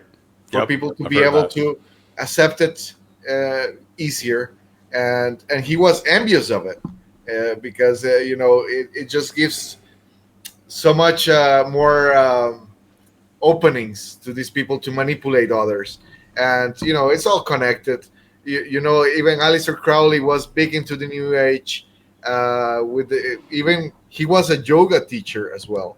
I don't know if people know that, but that was one of Aleister Crowley's skills. So yoga, huh? I've heard a lot of up and down about yoga, like certain positions being like almost satanic positions. There's some aspect of it that is. I'm gonna be honest with you. I did yoga in 2017, and it did wonders for me because I had a terrible back. So every time I went jogging, my back was killing me. So I decided to try yoga. and the back pain went away. So Right. I'm gonna be honest. Physically, it does work, but yes, certain positions are supposed to represent some deities of the Hindu religion, which is essentially pagan and satanic. Uh, Right. of course, if you're a Christian, you believe that. If you're a Hindu, you don't. But Right. Well, that is when I was making that though, I just couldn't believe it because I put in a simple like one sentence thing, thinking like that's it ain't very gonna come up with anything, dude. And like I added the make believe anon and obviously my own name because I didn't put any of that into the prompt. I just put in one sentence like give me a script of an interview between two people that are talking about the white hat saving the world with Trump. And that I got all that whole freaking thing, and then I bought that stupid mask and light bright face. And yes, it sounds like the Ray Insider from Jason Shurka, which is a TLS. What is that? The light system or something like that. Anyways, I don't know if you ever saw the Ray interview with Jason Shurka, who's another controlled opposition, New Age I liar, don't fraud. I didn't see that, but I guess it goes along with the prayer for the seven lights that Michael Flynn did in that church. Have you seen that one? Yeah, well, I've seen that of Flynn. I don't know, like the light system, I think is the TLS. So it was something completely different, though. Like, yeah, I wouldn't recommend it. I think that Jason Shurka did like 3 interviews with Ray, but they mask his face. I bet he talks like that, like where the pitch is low. It's some really weird stuff going on, but Right. I don't know. I thought of that when I was making that, but bringing it back to Nick Alvear because it just in one sentence, the Word document program called Copilot created that whole interview. Now just think what people can do now. I mean, like I'm seeing it on Substack. I'm seeing it on X posts. I think Ariel's utilizing X or utilizing like Chat Grok. GPT and ChatGPT. Grok and AI to generate entire articles based off of just little pieces that they gather off the internet. And Yeah. so you have the Nick Alvear who has this whole what he calls the Netflix of red pilling, good lying TV, which is just Which good I lying. hated that marketing because we're against Netflix because it's obviously owned by Right. pedophiles, and I was like, why would you want to promote something that goes against the people that own Netflix and promote this as the new Netflix of for truthers or right wing people or whatever. The thing with Nick is that he completely changed his entourage after J6. And then he had that event where he met Alpa Sony. Alpa Sony is like, I don't know if you're familiar with her, but she's like this woman from Britain that is into the new age. And she was actually peddling this medicine for autism with Nick. They were selling what was the name of this brand? I don't remember the name of the brand, but I do know that my wife and I destroyed it. We basically exposed it. We exposed some fake testimonies that they had on their website, and we spoke with some people in the United States Health Department, and they even got a letter from, I believe it was the FDA. So basically, Nick started dealing with Roger Stone around that time. It's Right. that This famous is picture. Yep, this is perfect because this is going to get into, and we're not going to get into the whole Mike Gill thing, but I want to get into some of the allegations that even Nick might have even told on himself. So you have like this, like I was actually talking to Mike Gill earlier because we're setting up to do a video later on this week, and Mike's put that out on X. But he was talking about how these people, like they consciously don't realize that they're telling on themselves because they live in such a different world where they will say things and maybe even the general population is just isn't paying attention and they don't pick it up, but they're literally telling on themselves. But they don't even realize that they're telling on themselves because they're so like delusional. Yeah. And they live and they operate with people that are scumbags to such a high degree that they don't even realize the things that they're saying. So I think he told on himself by sharing the text that he shared with Mike, not realizing that he was going to expose it. But go ahead, because he's gotten involved with Roger Stone and all this whole group that ties into Patrick Byrne. It ties into like the stuff that was Sidney Powell at the J6 time period, Lynn Wood. Those things kind of broke off. Sidney went kind of quiet, but Flynn has flourished with him and this network that has grown and grown and grown. And Nick claims that I think Nick claims that the original Flynn has been taken out by CIC Trump and replaced by a double. I saw that screenshot on one of your videos. Ridiculous, one of those cartoonish statements that they put out. That's the thing. It's interesting because, Nick was certainly planted on J6 to play a part. Right. That much we know, because everything from the preparation, he was there a month before J6, camping on the grounds, taking pictures with Vincent Fusca and all these characters that are part of the tie-up, And can we, if Nick, come on my program, man, or I'll go on yours, or we'll go on a dual thing. Bring Alessandro. We'll bring Mike Gill. We'll bring everybody. You can have Script Keeper, Dr. Freemason Z, all these motherfuckers. Bring them on, and we have questions for you. Because was your footage and pictures used around the J6 period to help arrest people, to help convict them of crimes? I have some questions like that I'd like to ask you. Exactly. And those poor guys, man, like they were just there sitting ducks, thinking that this nice guy was just offering them a free doobie, and he was actually basically having an insurance just in case something went wrong. Well, I have videos of these people also committing crimes. That's for me to get released in 45 days. Right. So after this is the thing. He claims that Al Pasoni, this lady that works with Sacha Stone as well, connected him to this network of podcasters. Charlie Ward, what was Jason Q? What was I think it was. Yeah, Jason Q. The probably Simon Parks. Fidgeting, all coked up as well with the papers. And yes, he's always got the bins behind him. I got all the evidence, which is all just like PSYOP paperwork. Like he just killed the Amazon forest printing all that shit, man. I know, crazy, right? And here's the catch. It's just very, very funny. Nick was always jealous of Sacha Stone because Alpha had a thing with him or something like that. There was a love triangle there. They hated each other. But as soon as Nick and I fell off and started, our little feud online, who does he align himself with? He goes and makes a video with Sacha Stone and Al Pasoni. And in that video, you have Sacha Stone doing this, showing his Kavala bracelet. The little red string. Yeah. And Al Pasoni doing the same. Actually, we can play that video later. It's quite funny because that's the video of Nick being cooked in real time. Like Sacha and Alpa have this thing, and Nick is there all confused.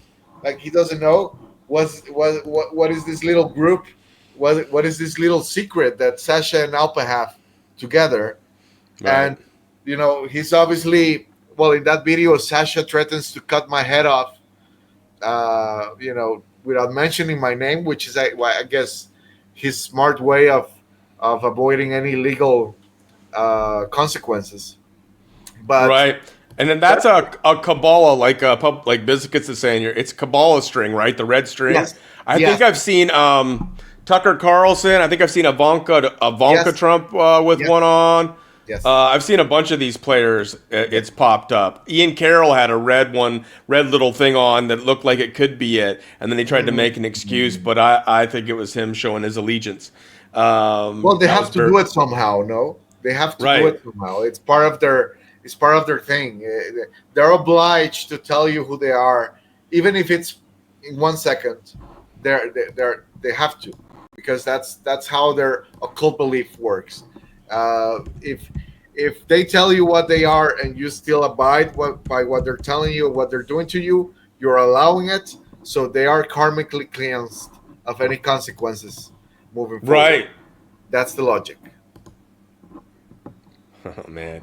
I want to show real quick, because some people don't know who Sacha Stone is. I want to show him his page here. He's done a lot of work with. He really got in close with Scott McKay, the Patriot street grifter, Street fighter. Yep, where you can see right here, he was with the first grifter that I really started to realize you're all in it for the money. But this is Sasha Stone in the middle here. He goes by many looks, but he's always like showing off his chest They and both looking wear like high heels. Both Scotty and Sasha, they're very short. They don't like being short, and they always right, wear high heels. right. He's a kind of a weird looking dude, but he's always like I don't know if it's like the Eastern like Buddhist Indian like I don't know. He gets like that weird look, but he's also associated with like a lot of rock stars and like he's got connections into Hollywood. And when he really took over Scott McKay, that was around the time that RDS went down. And you mentioned earlier on in this how you were exposing that because RDS was on that international what's the name? International Tribunal of Natural Justice. And that was all a sham, right? It's just all bullshit. All a sham. Obviously, when I came about, this was when I was just thinking about creating Total Disclosure. Total Disclosure didn't even exist yet. So I was trying to just get my feet wet and learn more about ritualistic abuse and all that. I had my own experience as a child because I was a victim of it, but not completely. Wow. Uh, it was more of a torture, physical thing, and voyeuristic thing in which I was forced to watch things done to others instead of those things done to myself. Who was But forcing you to do this? that was when I was 4 years old in my pre-kinder school, pre-K school. Oh man. Um, All right. Well, we don't need to get into that if you don't want to get yeah, into no, it. But we can get into that later. I've actually spoken about it only like twice on camera because obviously it's tough, and I didn't want that to be like my presentation card. But that's right. why I joined the ITNJ. I wanted to learn more about it. I saw this video of these guys meeting in Westminster, I think it was, and I thought it was serious. I thought I was an innocent guy, so I enrolled in it. And fast forward 3 months later, I knew they were full of shit because I was in charge of their social media, and we worked with Fiona Barnett, which is this SRA survivor from Australia that was abused by Anthony Kidman, the father of Nicole Kidman. And Sasha put me to publish her testimony, but it was censored. And when I published it, obviously I was seeing the reactions of the people, and people were super pissed because there were names that were being censored on the testimony, and I wasn't aware of it. So I was like, "Is YouTube doing this? What the fuck is going on?" My last thought was that Sasha himself was doing it. So Sasha, what they were doing, basically the ITNJ, was to get this database of survivors who were still alive and active in exposing this to basically control the narrative, control the testimony, uh, groom some of them, right? Because they manipulated Cathy O'Brien to some degree. They manipulated Rachel Yes. Ball. So now you have Cathy O'Brien working with Michael Flynn and all these guys. So obviously, I'm not saying that the book of that Cathy O'Brien published is fake. For me, all that is real, but Right. she was programmed with something that basically allowed her to be caught off guard later on and be recruited into this new age right wing control opposition movement, which is what we have That's today. how I feel too. And she's like the token survivor that goes on Scott McKay. She goes on Roseanne. She goes Yeah. on Mel K. She goes Yeah. on the circuit that is, some of it's you might consider the Flynn Network, but at least the conservative patriot podcast network. Now, this is Robert David Steele on this ITNJ. I'll open some of this up just so we'll take a little scrub at it. But this is what Brody's talking about. When Alessandro was talking about how he got into this, because they exposed human trafficking, so it seemed like a real thing, talked about adrenochrome and all kinds of stuff. Let's get a taste of this. Let me say first off that this is a court of inquiry. There's Sasha Stone right here. As you can see, on our left, on RDS's right. RDS no longer with us. Some claim that he faked his death, but that's just another story. We'll just watch a little bit of this so you can get an And some idea. claim that Sasha Stone killed him. because of and Sasha Stone was riding around with Scott McKay at the time. Yep. So there is an idea that Scott McKay and Sasha Stone had something to do with it. Now maybe Scott McKay didn't know what was going on, but Sasha Stone was riding in Scott McKay's tour bus on a tour with RDS. Now there was a podcast before RDS died that Scott McKay came out, because I was following Scott McKay like crazy back then. I believe these guys. Where apparently RDS came up to Goldilocks, which is Scott McKay's girlfriend, and said, "What are you doing here?" and pointed in her chest. And Scott McKay got into his face, according to him, and stood up for his lady and said that she's my girlfriend and she deserves to be here, or whatever he said, and they got into it. So they had a separation there where they weren't on good terms. And then RDS all of a sudden dies. Yeah. Yep. What the fuck? It's just very strange. But this is where you get to see, like I said, we'll watch just a little bit of this and then we'll continue the conversation. But you guys just need to, if you guys have never heard of this. Now, most people that have been in this movement have seen these videos, think it's real. They think that RDS is a changed man. Maybe he worked for the CIA at one point and then he came out to expose it. Horse shit, these guys are all connected still into the CIA. And this is a sham judicial commission. It's not an adversarial court. It's a nonprofit educational event. Well, that's kind of true. It's just an educational event. And with enormous energy and intelligence, all of us have been brought together to try to bring out some of the aspects. So if I may, I have prepared an overview statement based on my work these many past weeks. Okay, so we won't get into all of what's in this. Let's just take a look at the panel. Various people have been on it. Obviously RDS, Sasha Stone. I've seen quite a few different people show up on this panel and speak. Sometimes you get like a human trafficking survivor. Survivors, yes. Which is probably like a legit survivor. It's just unfortunately they're exploiting them for propaganda purposes. Exactly. In fact. So I'm just trying to see if we get any glimpses of anybody else that was actually at this one that we might recognize. There's Sasha Stone again. Not worth it. I just wanted to expose that because you see a lot of those kinds of videos go around and people think that they're real. They think that it's a real like judicial system and that there was going to be justice brought. As you can hear in the very beginning of that, which they never give you context for because the truthers don't want you to get the context of it. It was for educational purposes. Now, Sasha Stone has a bit more pull and influence than most people think because his real name is Simon Adams. And his father is Walter Adams, which he was appointed officer of the Order of the British Empire in 1945, companion of the Order of St. Michael and St. George, and he was knighted in 1970 for his services in education in Rhodesia. So that's Sasha Stone's father. He was a Rockefeller Fellow. And that makes so much sense because I don't know how much you paid attention to like the Patriot Street Fighter, Scott McKay, but dude, that guy blew up like a motherfucker. Like he was the shit as far as like his platform exploded. And so many people rallied around him to give him money to help pay for his bus. Right. And then shortly after that, dude, and then we find out people like Mickey Klon are involved, who's connected to Arizona, Bonds for the Win bullshit, fake hero story, more propaganda, psyops to distract and take away from what was really going on in Arizona, which was another stolen election at the time. Anyways. Dr. Freemason was a groupie of Scotty McKay, wasn't he?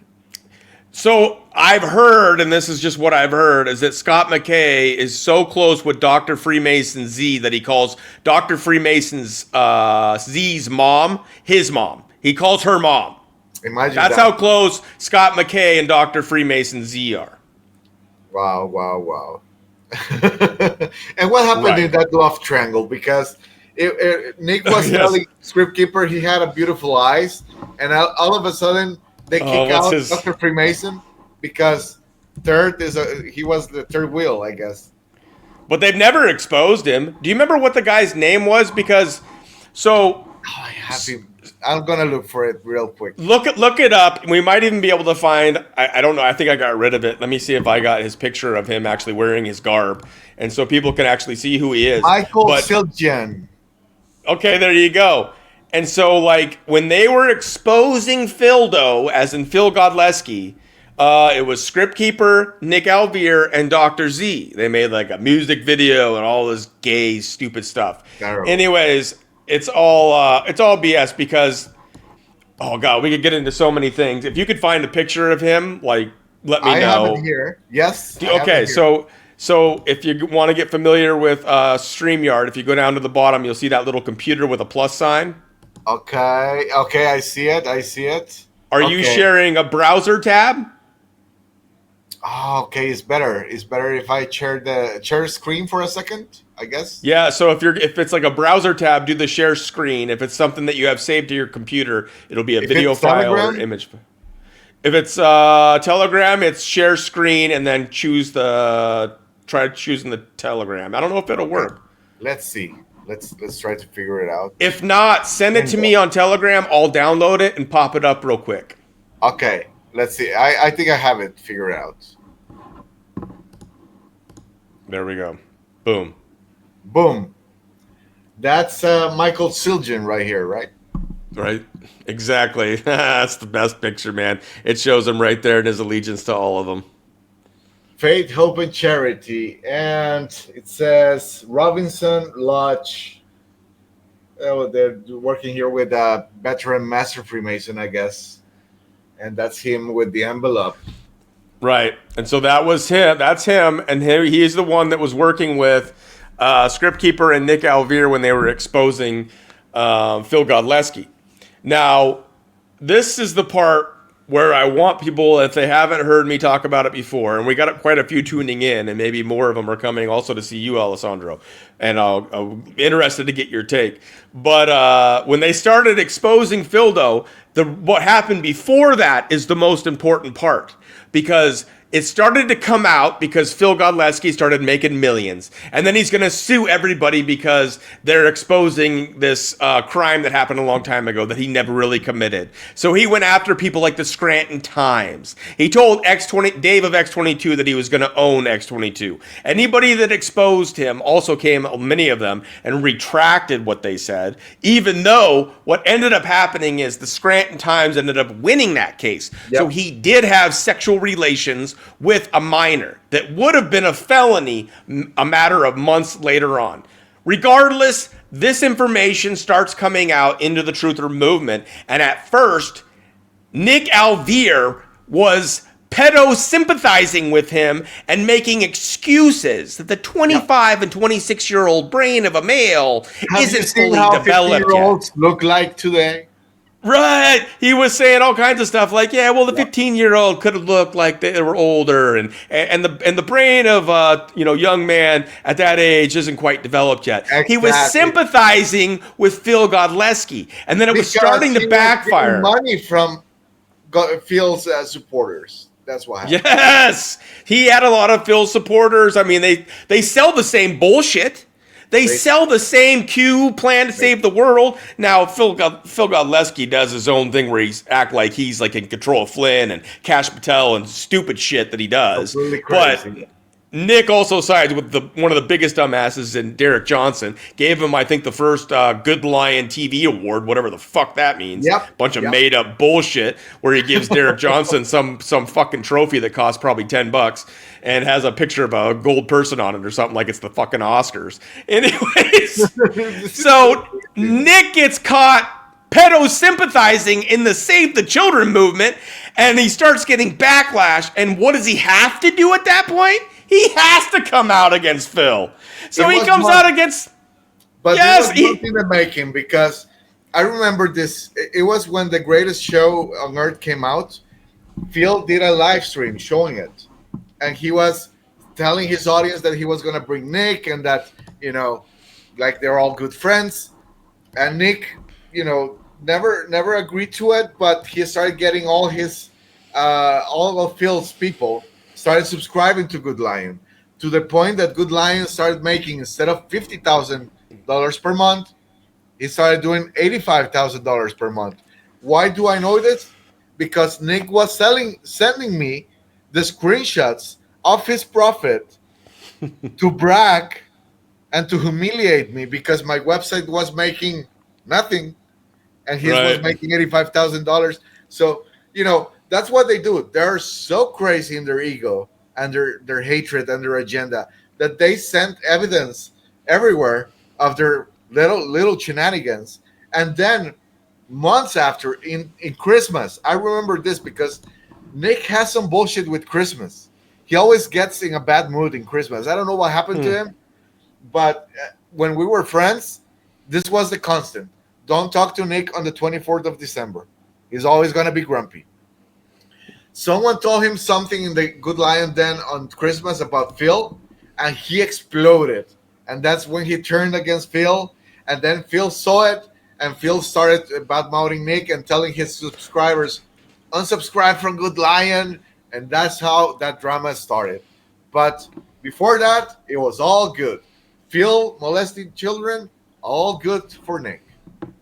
Right. Now, Go ahead, man. Because this is where it gets into where he came out with like the greatest fraud on earth. Now that took a little bit of time, but that's when he really started like getting into this threesome with Script Keeper and Dr. Freemason Z, and they all teamed up and they started hitting Phildo. They were doing podcasts, exposing him, but they hadn't been doing this because Phildo was their friend. He was helping fucking Nick make shit tons of money and saying nice things about him. So why would they go against him? Well, now he had to because he was coming out as a pedo sympathizer in the Save the Children movement. Not a good look. So then all this work that other people on smaller platforms had done, from my research and what I have found, is that there's like a Telegram group and a couple places that people had been exposing Phil, and Nick started stealing their fucking intel and research to make his work. Exactly, to make his film.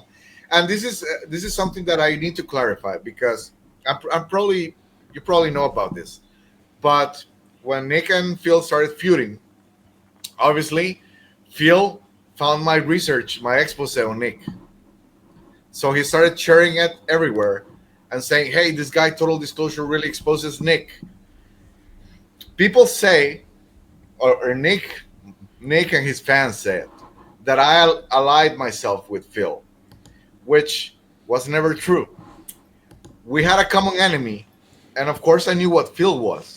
So what happened was that Phil started promoting me to get back at Nick. But here's the catch. I never once endorsed or promoted Phil. Not one comment. Why? Because I'm not stupid. I realized, okay, here's a chance for my business to survive with this influx of new subscribers from Phil. And at the same time, I can open their eyes about this grift, slowly but surely. So obviously, Phil realized that, a few months later, and stopped promoting me. But one cannot be dumb in this fight. We deal with snakes. We deal with these crazy infiltrators. We cannot be dumb. So I saw an opportunity. Phil used me to get back at Nick. I used Phil to get his subscribers on board on my website and try to open their minds about the grift that both Phil and Nick were doing. So in essence, the winner there was me, because I managed to get my expose of Nick Alvear to way more to a bigger audience, and my website managed to survive, while I was able to just stay away from going after Phil. Because let's be real. If we go after every single pedophile, every single person that is corrupt, we're not gonna have not even time to lunch. I know, right? There's thousands of them. So I just I'm gonna say it as it is. I took advantage of the situation, and I saw it as a greater good, because obviously I've lost a lot of the Fildo subscribers now, because I say that Fildo is a pedophile. He is a pedophile, and he's a fraud. But at the time, I wasn't saying it, because I was trying to bring the most people I could before I started. I hopped on that train.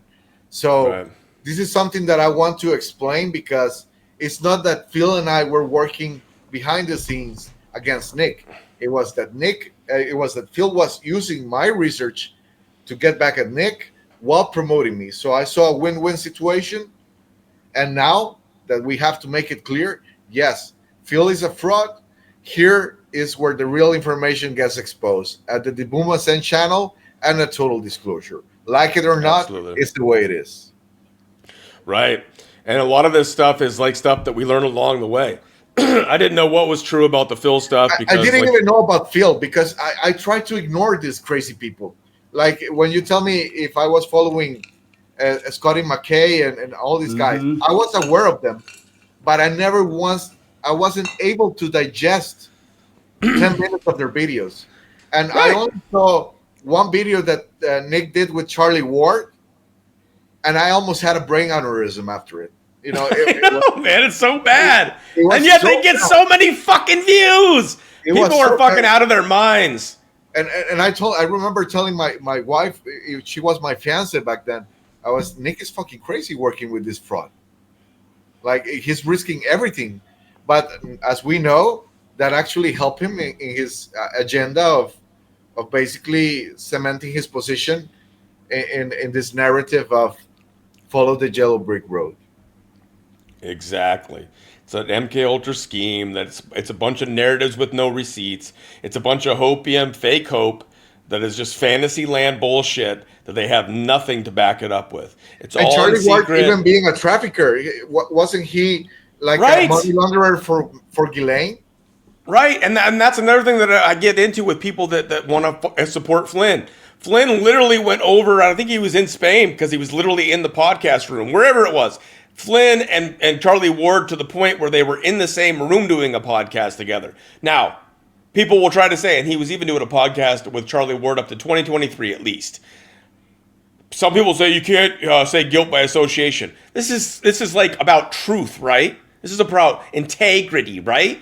Well, you find out, and Flynn knew going into it. How does he not know? He has the connections that we don't even have. And we all fucking know. M-Seeker of Truth exposed this shit. It's been known that and Charlie's even said he was a naughty military boy. Intelligence agent, Michael Flynn. Right.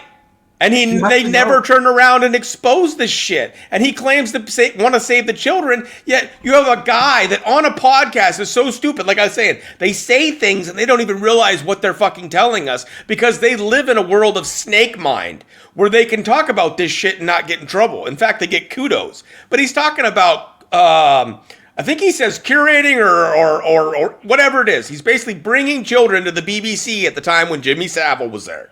Yeah, that as well. That as well. I remember. So that's one of them. And then there's the victim that came on his show and said, Charlie, I've always recognized your voice. Yeah. I remember it from the plane. Yeah. And then Charlie's like all freaking uncomfortable, and he was like, "No, I wasn't in that. Where was it that you were headed?" And she's like, "Well, no, like a fucking trafficker survivor. They don't fucking know where they were at." In the Middle East or something. And Charlie said, "Yeah, but I wasn't flying in the Middle East at that exact time."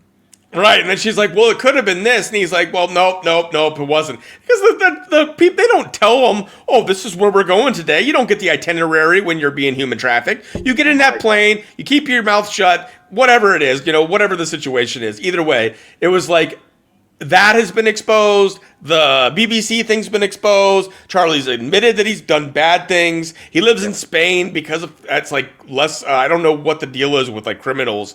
They like can't be extradited or there's less crime or something like that. Either way, his own son also has come out against him. His first oldest son from his first marriage has come out and done multiple podcasts saying he's a con man. It was this guy that made a great video of Charlie Ward, M-Seeker of Truth. Yep. M-Seeker Truth has exposed Charlie to such degrees. 30 Reasons Why I Don't Trust Charlie Ward. That's probably his best one, but he's also done one focused on the human trafficking stuff. Yeah, he also exposed Simon Parks and all this. Yeah. Yes. So either way, like Nick Alvear, as far as I know, I don't know who all Nick is exposed, but he was literally rubbing shoulders with the Sasha Stones and the Charlie Wards. So if he hasn't exposed them, then fuck him. But even if he does, like he's like kind of exposed and come out against like Roger Stone and Flynn, I think it's all for show. It's for show. Exactly. So people got to realize this. It's the same thing with Derek Johnson. It's Flynn, I think, wants to make political moves, and I want to get into the Mike Gill stuff here in just a moment. Flynn wants to make political moves, and so he has to separate from anything that's like QAnon, conspiracy, Trump CIC during the Biden term. He has to separate from that for political reasons, so that they don't use it against him. So he comes out against it. Him and Derek have this fake fight online, but I had a person that was on my channel while I was growing that was saying that they live in Florida and Derek Johnson was there, and her girlfriend loved Derek Johnson, so she asked me, "Why are you here?" "Oh, Flynn invited me down." And this was around the time that fake feud happened.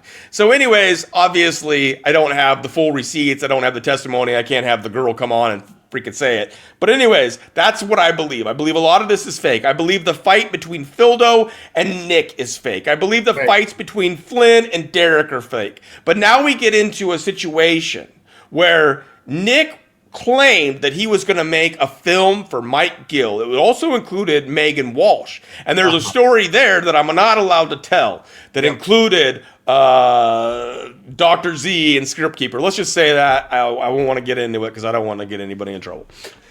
As aside from the Mike Gill side of things. But there was supposed to be a Megan Walsh component to this documentary that Nick wanted to make, allegedly.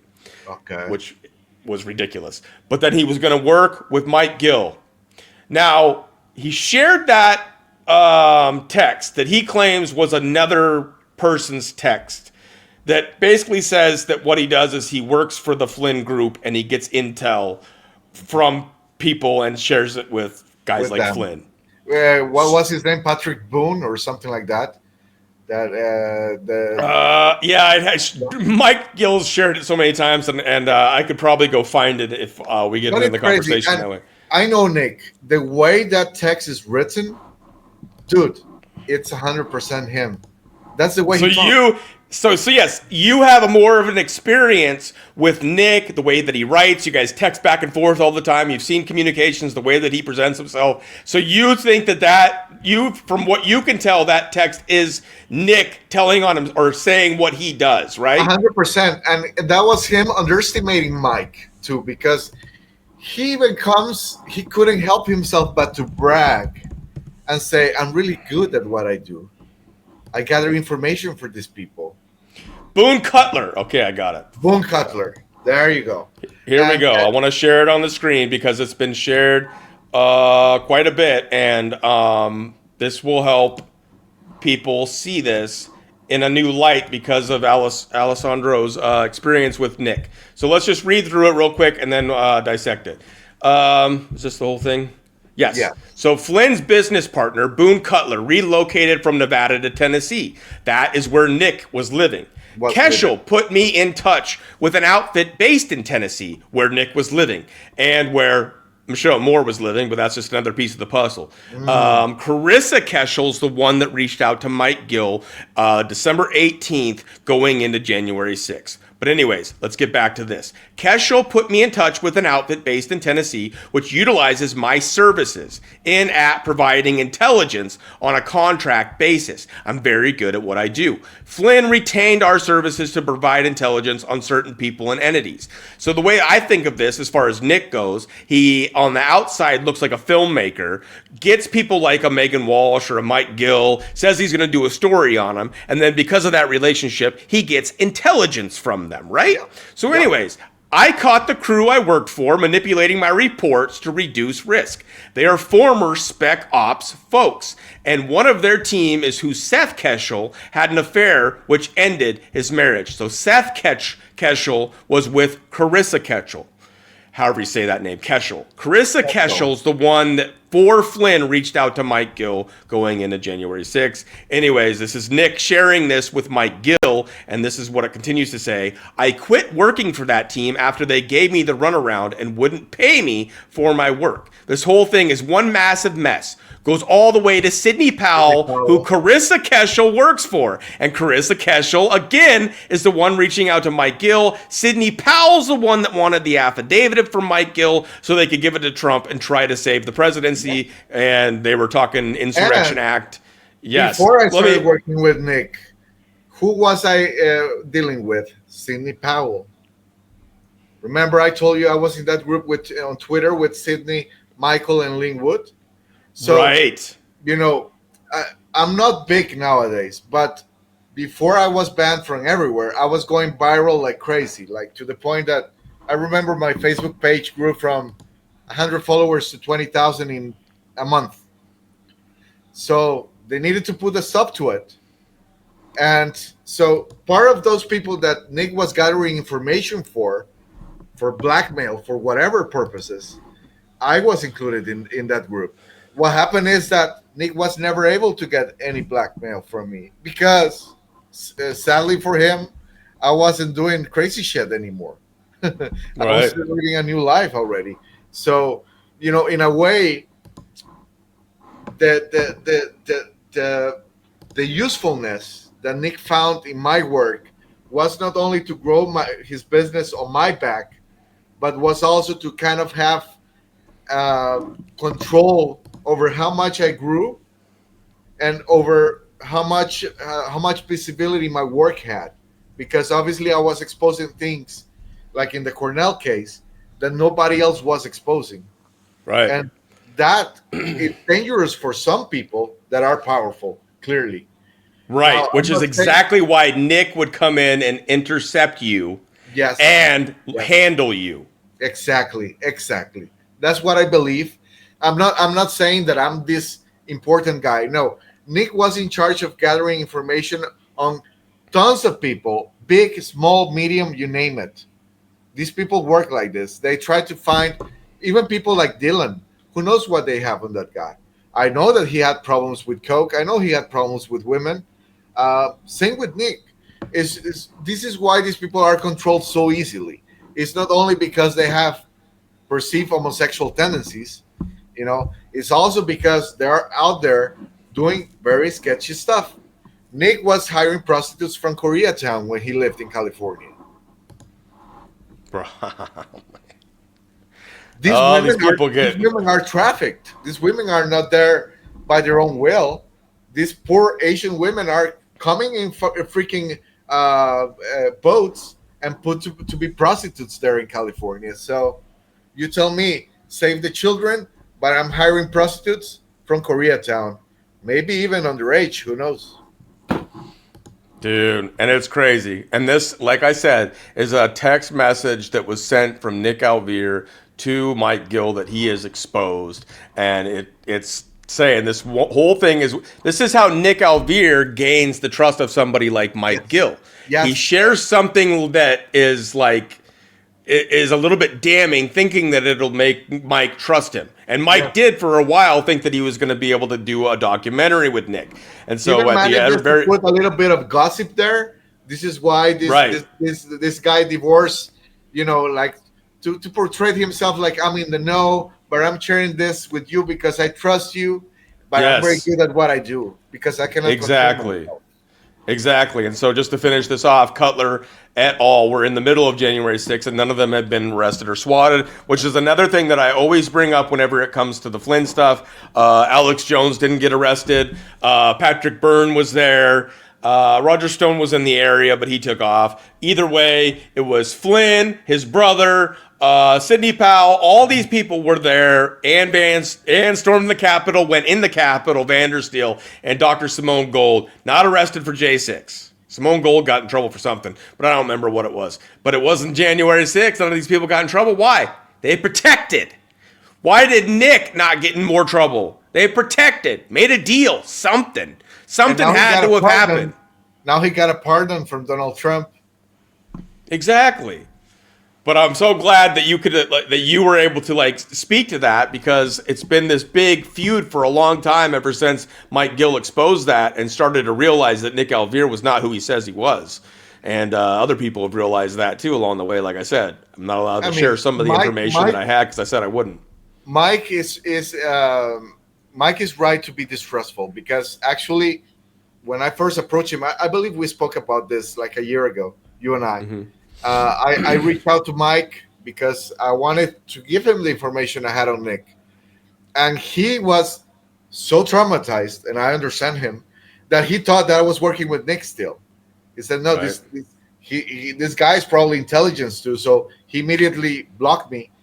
Of course, time passes by, then you see that, because of many reasons, why I'm not working with these people or intelligence whatsoever. But what they did to this guy, tremendous. Yeah, well, Mike's been doing it for a long time, and basically everybody has flipped on him. Betrayal. Betrayal. It's the name of the I game. get it. I've even Mike and I are starting to. I'm like, I just want to help the guy. I've never not wanted to help the guy. There was some weird stuff that happened with the Michelle Moore breakup, which made it to the point where I'm doing kind of like what you're doing. I'm just independently doing my own thing. I don't ask you to trust me. I won't necessarily trust you. However, I trust you more than others. I'll say that. However, there's going to be always this thing because of what we've gone through. You with Nick, me with Gene, but with all these guys. Sasha Stone, you were involved with. I got involved with Scott McKay on the Operation Tomahawk, which was Patriot Switch, Melaleuca, Nino Rodriguez scam that they pushed. They're still pushing through the Patriot movement. Dave, I still remember when Nino came about. He came splashing with that video.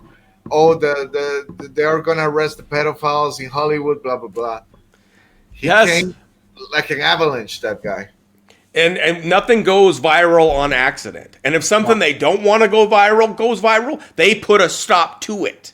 Yes. It's controlled. Exactly. So they got Nino out there talking about adrenochrome and how all the pedo rings were going down in Hollywood for his viral video. Put him on the map. He was an ex-boxer, not a fucking podcaster. And then all of a sudden he's doing fucking podcasts. Ex-boxer, didn't he claim in that video that he had all these friends in Hollywood and that he knew? He claimed he rubbed shoulders with Oprah. Imagine that. And Oprah herself, since she's such a good person, oh my God, she almost got people. You know what happened with the tsunami alert that they had with this earthquake in Russia, where she didn't want to open the private road that she has, because people were trying to run away from the tsunami alert, and she didn't want to open the gate for them. Thank God the wave never came, but hundreds of people would have gotten killed thanks to Oprah. So if Oprah is your friend, you're not my friend. Right. I can't believe that woman hasn't gone down. She's just too powerful, too much blackmail. Yeah. There's all kinds of reasons. I want to show again, so for people, pretty much everybody on my site will know who Scriptkeeper is. Scriptkeeper is the reason I got doxxed. So this was the thing. So Mike started going at it with Scriptkeeper. I stayed out of it. I was waiting for Scriptkeeper to come after me because I wasn't just going to join every single fight. It was just the way that I wanted to do it. Plus, I had a different angle. I was still kind of like fucking with these guys and getting information. Well, then Scriptkeeper finally went out on me, and then it was on. And he ended up becoming the one that doxed me. But if anybody has a question, this is Scriptkeeper right here with Nick. And allegedly, exposing Phildo, but this is Dr. Freemason Z right here. Freemason. They did videos together. They made a really stupid and awful music video. But I do want to show Scriptkeeper and Nick's favorite pinata farms that I've ever done of them. If I can pull that up really quick here, it's oh god, dude. I've got, I don't know if you've seen it yet, so I'm kind of excited to share it. My archives are a mess. One move in bed that makes it shit out. What's that? My archives are a mess too. It takes me a while to find things because it's just so much stuff I have. Right. Well, watch this. Well, don't miss this, man. It's not very long. You're gonna want to see that. Oh, that was brilliant. You did this, right? What's one move in bed that makes a man go crazy every time? Oh, you gotta give him that huck too and spit on that thing. You get me? Man, dude, my God, man. Look at this. Look at this. I showed that to my wife the minute I saw it. We were laughing so hard, man. Have you seen the Nick Tua video? And my wife was like, "What?" It's like a pretty Nick that looks like the girl but has his beard, and then Script's face fits. Yep. Dude, Script's face on Tua is like, it's like meant to be. It's like they came from the same cloning factory or whatever you want to say. And then remember, whenever you think a good lion, it's not lion like as in a lion predator. It's Lyin. He's a fucking liar. So don't you ever forget that. But just for fun, let's watch it one more time. What's one move in bed that makes a man go crazy every time? Oh, That you do? gotta give him that huck to and spit on that thing. You get me? And you know what's funny? This movement that Nick does there in your video, this is something that he actually does. Like this feminine movements that he has, that's one of them. They both blocked me after that. So separately though, I was so what they were doing is that Script Keeper has some asshole that had blocked me long ago, and I went and found him as like Kevin something. Anyways, he makes memes and stuff like that. So he was making one, and it was a horrible one. Like my head looked stupid, and they put me on that video. And I was like, nah, you guys are like try harder, you know? Like I love a good like roast the shit out of me. I've seen very few of anybody that's roasted me very well. I'm looking forward to the first time I fucking see it because it just creates more content for me. But some of this is just like, it's funny, but it's like, damn, that was like painful too. I turned around and flipped this shit on Script with that video. And he couldn't fucking take it. He freaking blocked me, and I haven't heard from him really since. And then Nick, like I said, he avoided me, wouldn't talk to me, even when we were kind of in a good circle friend kind of thing, where Mike thought he was going to do a video, and I was like cool with Nick, because I was like, motherfucker, like I'll be cool while they do this shit, see what happens. And then it went south. He never talked to me. He never got into it with me. It was like Script Keeper was sent to fuck with me, and Nick stayed out of it while he was dealing with this Fildo bullshit. And then Nick came at me, and I started roasting him with a bunch of stuff. I have a bunch of great ones, a lot of gay ones and stuff like that with him. And I don't know if you know about Matthew Tucaroni. I think they realize that what you have exposed about them is so huge and so on point that if they pretend that you don't exist, it's the best for them. Because that's the only way that they can come about it. Exactly. Yeah, they don't want to take the chance. They bring everyone to see what you're up to, and then it's going to backfire for them. Clearly. Right, I got this another bitch named Space Shot 76, and that asshole will not do like he's connected to a guy that goes by John Q. Simeon, a gentleman that I've had on. He has like late night real talk. He's kind of a gangsta dude, but he's cool. I like John, and he knows Space Shot 76. He actually did a video where he was calling him out. Anyway, Space Shot 76 is in the original like QAnon book that came out with Dustin Nemos and some of these guys. Anyways, I've been trolling that fool through John and challenging him to like do a debate, and he said, "Why would I do that?" Blah blah blah blah blah. Yada yada yada. I would just give him exposure, and it's just like, well, if I'm not telling the truth, then wouldn't your like whole group would just like clown me, and you'd just be able to make fun of me and like have some content and then move on? They are scared, man. They're scared because they know that they don't stand on truth. They stay in their echo chambers. They stay in their networks. They will not debate. They will not bring on anybody that can challenge them or somebody that just has maybe a little bit of a better creative mind. And I can come at them with something stupid and silly like a fucking meme, like a Pinata Farms that's like, oh God, that's horrible because it's so fucking good. It's just how they work. That's how they cemented their audience. That's how they grew so fast in this network that is basically an echo chamber where they all support each other. They're all friends. From every once in a while they have a fake feud here and there just to make it believable, and that's it. Anybody that it's a small journalist, a small channel like ours is not gonna get their time of the day. Much less if we're exposing them as good as we have, because I don't want to brag, but I do believe that the investigative work that you have done on the people that you expose is brilliant. And I'm gonna say nobody has exposed Sasha Stone or Nick Alvear as I have exposed them. And for better or worse, some people have not been scammed because of that. So I'm happy with that. That's right, and that's the ultimate hope. Like, yes, it makes us like we have fun. We're men. Like, it's like fuck you. It's like a little bit of a competition, but it's serious business because these people are literally stealing the money.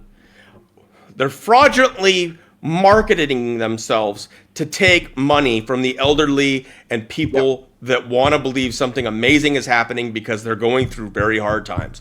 That especially tends to be the older case. Women. That's like their meta crowd. Older women, grannies. Yes. It's the older women that want to believe in them. They think that they're good truth tellers, that they're being lied to by the MSM, and they are.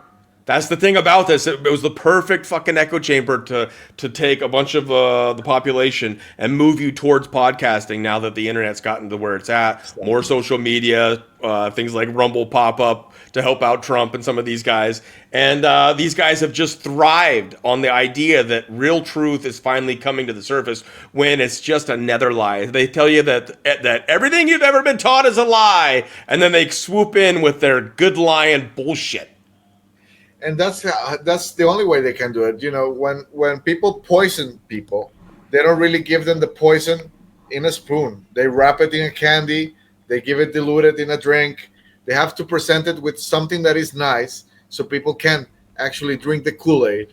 And then what happens is that people are either too attached to this fake reality in which their heart will literally break if they admit they have been fooled or wrong. So they won't accept any other vision that contradicts this narrative, because it's harder to accept that how is the motto goes? It's harder to accept you have been fooled than I spaced out, bro. Oh, dude, hold on. Don't worry. We have somebody that'll be able to say it. 1 second. Easier to con people than it is to convince people they've been conned. From the con himself. From the fucking con man himself. I tell you, man, I got these motherfuckers. How did you get to that so fast? I just remembered I just did a show with Melody Jennings, and I put together some stuff on Derek Johnson, dude. And that fool, dude, he's a mirror. Whatever he says, he's exposing himself. He's like, I don't have an ego. Some men have an ego. I don't have one. And then it's all about me. You guys won't share my stuff. There's 200 and blah blah. And there's only. and you know, it makes me hesitate about Michael Flynn's recruiting capabilities, because they're clearly not sending their best. Like, I know, dude. If the face of the greatest show on earth is Nick and Derek Johnson, you know, with all their flaws, you know, with all their weaknesses, I mean, seriously, you couldn't recruit someone better to do this very important job for you. I don't know. It's crazy. They picked some real fucking gems, and they've moved them. They put them into the movement at specific times. Like Derek Johnson didn't come in until 2022, as we've been talking about in this. Nick kind of blew up in 2020, 2021 after J6 kind of time period. Really blew up. Colbert helped him. The Rotunda Doobie Smoker played on that. Blew the fuck up. Then they brought Derek Johnson in 2022, and like I said, just early this year, when Trump came back to power, they brought in this guy named Jordan Clark, who looks like he takes fucking steroids, and is just reselling everything that they sold back in the freaking day. But maybe somebody in here was Nick. Yep. Oh, Dr. Pepe, fucking got it right here, bro. I got the book too. See, you guys, I got fooled. I got sucked into this shit. I get it. Like, anybody that comes across us and sees us, we're not just talking shit. We were involved. We were invested. I bought fucking shirts from these guys. I bought the fucking tomahawk from freaking Scott McKay. No way. We got into this shit, man. We are not just in here to shit talk and say that anybody that believes these people are stupid. No, we fucking were in it too, man. We were, Kool-Aid's good, man. Freaking drinking the shit out of that stuff. I mean, it might seem stupid now, but back in the day, it made sense. And I don't know how to put it. It wasn't only wishful thinking, but it is also that these people know how to sweeten you and manipulate you into thinking that they are really your friends. They're really your family. And that's the way I saw it. I thought Nick was kind of a brother to me. Right. Did you hang with Gene in person, or it was only long I didn't even know what he looked like until after I left.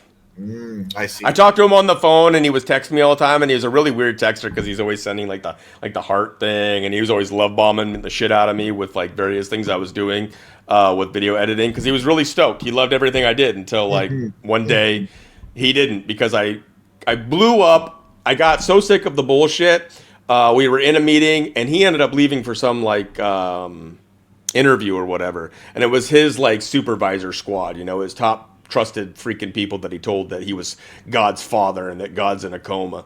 All that kind of shit too. He told to some of them. Anyways, I basically in that meeting told them that they need to stop it and they need to stop treating Gene like he's the fabric of the fucking universe and that we are all like holding together the threads. I was like, we are like, there's TikTokers shaking their ass that have 10 times more viewership than Gene will ever get. Like, why are we acting like we are the team that is saving the fucking world? Like, we're not making as much of a mark as we need to make, but you guys are all acting like Gene is the most important person in the fucking world. Like, stop it. He's not God. And because of that, Gene fucking turned on me and flipped the fuck out. And I remember that you exposed also, like, there was this weird, like, sexual cultish thing going on inside with Gene and, like, swinging and, like, this element of deviancy that was also... Yes, so that's the most important thing, and I held on to that one for a long time when I found out about it. There's a lot of people that have left Gene that still don't feel comfortable, and a lot of them won't associate with me because they still feel like they're getting negatively attacked, demonically attacked by Gene because of me, which is another thing that I have to carry that people don't realize. So sometimes when I'm in a shitty mood and stuff like that, it's like I'm dealing with this thing where it's like I need to do this and expose this guy, but there's people that actually care, that I care about, that are angry at me for saying more because I just did another video where they feel like because of that, they're getting attacked. And it's like, I don't buy into that anymore. There was a point where I just said, no, I'm not allowing this guy to have any more control over me, and it's never really affected me ever since. But Gene Decode's a well-known swinger in his Colorado area where he lives. He's a well-known swinger, been doing it for many years, and he acts like he's a Christian. He brags that his wife has slept with over 100 men. He is a deviant to the... And just think about that. So you're in the swinger community, and it's not just like it... There's drugs involved. Like, that is an open gateway to everything. It could even be pedophilia. Now, I'm not accusing him of that because I don't know. But I can tell you that he's a sexual deviant. They have sex with other people's partners. It's a thing that they do. And he tries to masquerade and pretend that he's a good Christian man. At the same time, not believing in repentance because he believes in reincarnation. And you're just going to do the best. You're going to do a life in this. You could be evil in this life. And then you'll still come back and have another experience of maybe being good. He doesn't believe in repentance, so there's another thing that people need to take into consideration when he tries to claim the cross and Jesus Christ, and he has his fake Jesus Christ invocation that other people have written over and over time. But he also, we know, during a time when you needed to have a vaccine passport, went to Peru. So he flew internationally while you had to have a vaccine passport, giving us the reason. And we know this because of the person that watched his dogs told us this. And he's also was a friend of Gene's since 2010 and 11. Well, Gene has threatened that man's life. So if anything ever happens with him, I'll know what happened to him. But Gene has threatened the lives. He's literally threatened to murder 2 or 3 people. Now, I know of 2. The third one I can't confirm from their mouth themselves. 2 people he has actually threatened to murder, and he's done it in a way where it's literally scared them to not talk. That's terrible, man. Listen, I'm no prude. We have a past. I have a past. I used to be, hey, man, I used to do all kinds of crazy things. I'm not going to get graphic in here because it's not to brag about it. It's not about judging people, okay? If you're into swinging, if you're into having multiple sex partners, you do you. That's your life. But all these actions, all these things that are essentially, how do I put it? Making something that is supposed to be beautiful and personal and productive into something dirty, filthy, almost demonic. It will open windows for your life to be affected in many ways. If you believe, if you're a Christian, if you're a spiritual person, if you believe that you can be attacked spiritually, take it from me. When I was into all these kind of things, drugs, orgies, all this kind of crazy shit that people in the rock industry do, right? I was attacked constantly. I had no peace. I had sleep paralysis almost every day, multiple times per night. I had visions of demons jumping from the ceiling, entering my chest while being sober. This never happened while I was on drugs. All Right. these things that I saw, demonic stuff, happened when I was sober. Actually, I got high at the end, the last years when I was using hard drugs. I got high to not see these things because it actually made me not see them, made me not feel, made me absent in a way that I wasn't spiritually there to be attacked. It's Yeah. not about being a prude, it's not about being judgmental. It's just that these things are harmful to you. And these Right. people that are involved in this, just like people like Gene, that they say they're Christian, while they're putting their wife to sleep with 100 men, while he's grooming people that work for him to sleep with them, these are actions that are nefarious. These are not things that good people do. Right. It And won't that's my lead whole to thing. good. I could do, and and maybe in the future might do more podcasts because of the world that I come from of being an addict and more alcohol than anything. And I had my own journey. Everybody has their own. I never We got could into. shoot tons of stories, I'm sure, man. Right. And I don't judge people for what they've done in the past if they're sincerely seeking that help and whatnot. And I have things that I still struggle with. It's a sinful world. We have sinful minds. It's a course. sexual culture. We're sexual beings. There's things Oh. that we can still struggle with. Absolutely. But don't tell me that you're a God-fearing Christian and believe in reincarnation, therefore nothing really matters. You can be as evil as fuck and still just come back and try again. And then also be a sexual deviant that listens to nothing in the word. Now, there could be lots of ways to interpret various things in the Bible, and a lot of snakes and prosperity gospel and mega church pastors exploit those things. But don't take the core principles and destroy them. Exactly. And then pretend like you believe them. That's and the worst take you can do. advantage of the people that do believe those things because you're selling a website, you're selling a merchandise, you're selling a book. Don't pretend to be somebody's hero that believes the same thing they believe. Exactly. And you're And sell basically them on something. financing that deviancy with the money that these good people, these Christian people, are giving to you.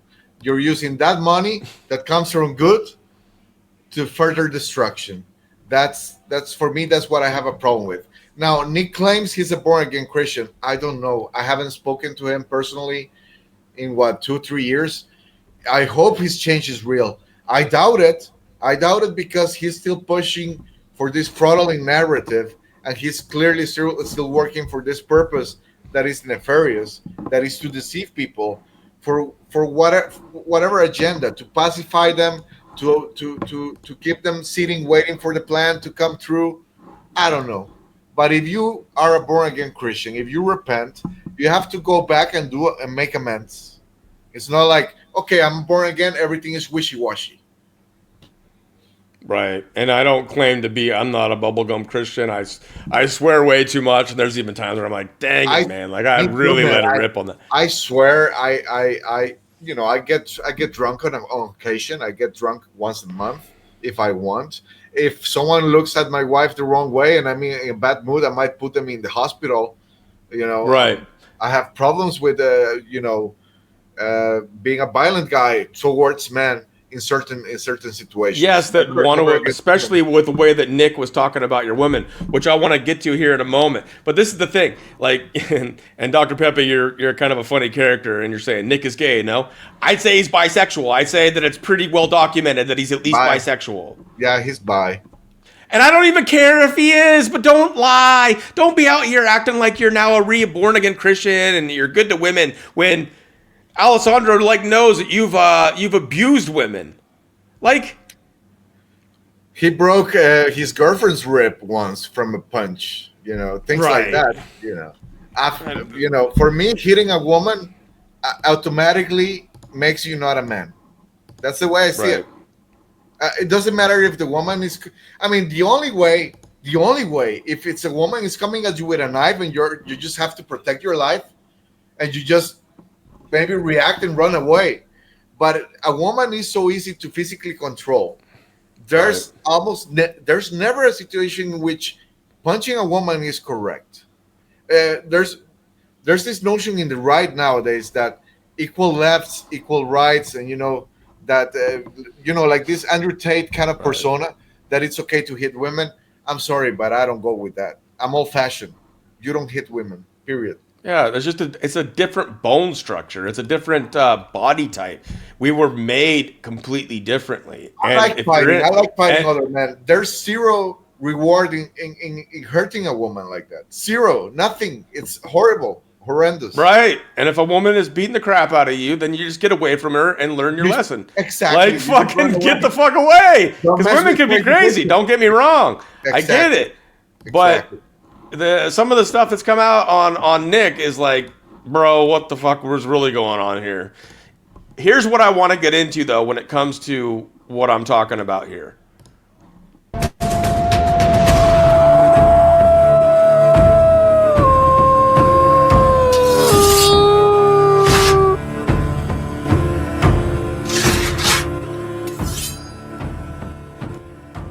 And I love that work that you did there, dude. I love that freaking howl, and I love the sword and all that stuff. But when it gets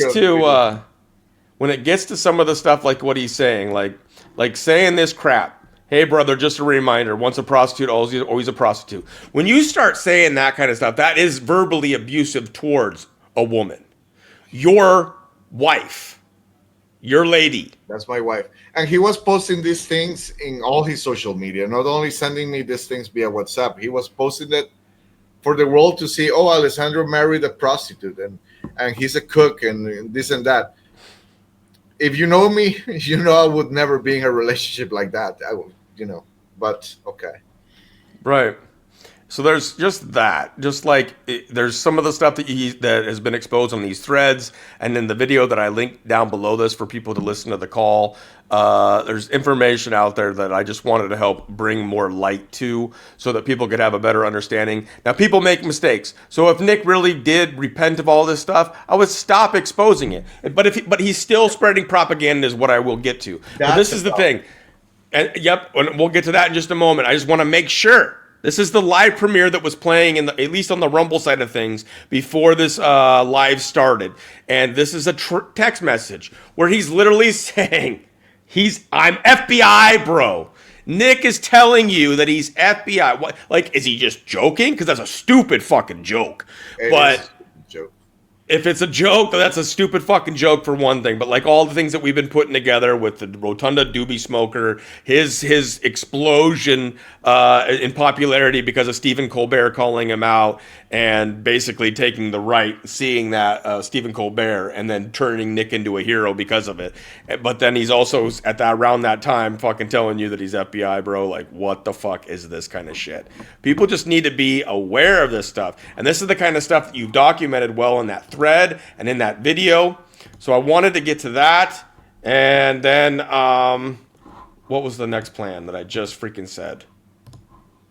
I can show you. I have an image here that perhaps you would like to see, which we were talking about the Kabbalah bracelets. Yes, go ahead with that. I just wanted to, and I'd already shown it. What I was going to show is back on the Good Lion Rumble. He's working with that fake Christian Jordan Clark, who says all the Christian things, kind of like a Clay Clark or something like that. But it's like, come the fuck on, dude. You're just really good at the game. Anyways, when you're working with people like that, selling bullshit, you haven't, come on, man. Give me a break. Anyways. You cannot be a follower of Christ and peddling bullshit. It's just, you have to abide by the truth. Even we can make mistakes. We can publish something that we thought it was truth, and then we take it back. But you cannot do it knowingly and profit from it in a savage way, like Nick has been doing. He's not earning nickels. I know, man. I mean, he calls it like you were saying earlier when he calls it the Netflix of red pilling. That alone, dude, like stop calling it that, because we got Obama. I think I said Condoleezza Rice was on the board. It's actually Susan Rice. There's these various nefarious people that are affiliated now with Netflix. She's involved in the whole Pizzagate thing, Susan Rice. Yes, Susan Rice is a big one that would you probably have a lot more information on, but she's connected to all this stuff, and she's probably another name that's coming up with this Comey Brennan Obama thing, because it is a whole part of that saga, which is important. But for us to no longer want to talk about Diddy and Epstein is just ridiculous to me. But anyways, let's get to the Kabbalah bracelet and go ahead, show your image. Let's do it. Let's see. Okay, entire screen. Okay. Let's see. Do you see it? Yeah. So this is Al Pacini and Sasha Stone. This is in the video that they made with Nick. Now, I want to show you a part of that video because it's just hilarious. Nick is high on coke as usual. Is Alpa the one that Nick hit and broke her rib? Yep, that's the one. And she's the one that's connected to Sasha Stone and had a connection to Charlie Ward? Exactly. This is the video. This is where Nick is realizing that there's something off here in between these two. You can see the sire eyes here with Alpa and Sasha, and Nick is being cooked in real time. It's a very bad situation, you know? It's like Sasha and whatever Alpa or whatever her name is are looking at each other with googly eyes, and Nick's like, what the fuck? What the fuck is going here? Yep. This is the video. Look. Distraction, because there's so much controversy surrounding Russell Brand and the various opinions. Do you hear the audio? A little bit. We're talking about Russell Brand. Position. And so let's begin with that. What are your thoughts with all the media frenzy that's going on? And we all know stranger to controversy, neither is Nick. If I'm allowed to say, how do we deal with this? And what is all of this about? If the question's for me, I can tell you that after a long and studied consideration of the nature of low frequency elements that come at you through, it could be very pedestrian trolling. Some of it even could be They're talking about me. Bot algorithms that have been set against the platforms that we work on. That's a very real and present threat to our voices being able to get out there. They're also very low frequency human beings, I'd say subhuman beings, who themselves are the utility of the devil without even being aware of it. They're largely demonically possessed. I could name half a dozen who've said about trying to destabilize my good and noble work over the last, certainly 11 years that I've been more or less Mea culpa. My work began in 1999, so, properly when I formed Humanitad and began my work in kind of citizen diplomacy and, trying to work on fellowship initiatives between governments and faiths and traveling around the world. Working with the UN, right? That's the work that I Right. But now my face is on it and I'm everywhere and Good Line has been created. And I've encountered my first nemesis, someone who was once close to me, someone I vented to in my depths of PTSD and loneliness. And then I became full Monty on his attempts to bring me down in his words. But when this was all started happening, I looked at Alpha and I said, this is a level up. Something's happening and I'm about to level up. One of my best friends committed suicide and I thought, this is crazy. And then this happened. This guy started doing his thing and I just thought, this is the genetic makeup of a level up. Something's gonna happen. And then this movie came out and it was almost like the fuel that propelled me to keep making this movie. Was the anger I had to be channeled. And I was super angry and I didn't have anything to do with it, to do with this anger. So I remember there were days I'd rather just stay in bed and I'd think about this asshole. And it got me out of bed. Thank God. So I used Nice. this and it really helped. So I basically fueled the greatest show on earth. So you've had this kind of thing happen and even this guy I'm speaking of tried to do that to you. And how did you first deal with it? And then and what kept you going? Despite how nasty that. Yeah, it's a fair question. Again, there's half a dozen individuals who've made it their life's we call it in French, it's called the basse métier, the kind of reason for their existence has been to try to defile and desecrate the taproots of my noble work. And that's fine. I've seen that. Again! He calls his work noble. Noble. You're talking about the balding little rat who's been after you lately. I have hair. Shit human being, subhuman. I'm not balding. At the appropriate time, his head will be removed surgically from his neck. But I think he'll do unto himself before anyone needs to do anything. He steps over the line beyond a certain measure, and you'll find himself in a prison cell or possibly worse. But again, these elements have to do unto themselves. And it really behooves anyone in the flame of wisdom to simply hold counsel. Hold counsel. I mean, I've been accused of everything under the sun by multiple different career trolls, a couple of... So there you go. That's the my noble work, and he's just one of those guys that just like it's like the fucking like high like transition from one thought into the next mystical experience. I am Sasha Stone, Mr. Noble. I've been around sirs and knighted folk. I'm knighted myself, and I can just talk and talk and talk, and you'll never understand what I'm really saying because I just transition from one thing to the next. He uses all these $10 words and doesn't say anything in the end. But people are confused, and he sounds smart, and he has an accent, so let's go with it. Right, is that freaking accent, and it does help. I'm not gonna lie. These Ricardo Bosi and these motherfuckers like Charlie Ward, their accent works out for them. Those bastards. Yeah. Someone was asking about the where is it? Somebody was asking about the. Yes, we earlier on in the episode, you must have missed Dr. Pepe. You were probably making too many jokes, or you came in late. Yes. What's absolutely. up, Ultra? I love Ultra. If everybody could support the Ultra show, this guy's another one that's coming out and coming hard at the Grifters. He's made his comeback. If you don't know about Ultra, Alessandro, you should. Ultra, Alessandro. I saw the video that you did with him last week. Yes, he's coming hard. We're going to do what we can to like see if we can get some whistleblowers that have been conned. There's been thousands of people, hundreds of thousands of people, arguably, that have been conned by these people. How many people have money to these people? Yes, as these people start to wake up and realize like that nothing's coming true. Yes, Trump came in. It was a resurgence. They sold you on a bunch of stuff. Now he's veering people away from Epstein and Diddy and all this stuff. Partial immunity to Ghislaine Maxwell. What the fuck is going on? All you fucking podcasters and Q people and all you motherfuckers that have lied all these years, where's the mass arrests? Oh, it's happening behind the scenes. We need more normies to wake up. So people have to keep dying until more normies wake up. I actually heard Dave of News Treason say something like that. Not enough people have woken up yet, so like this has to continue.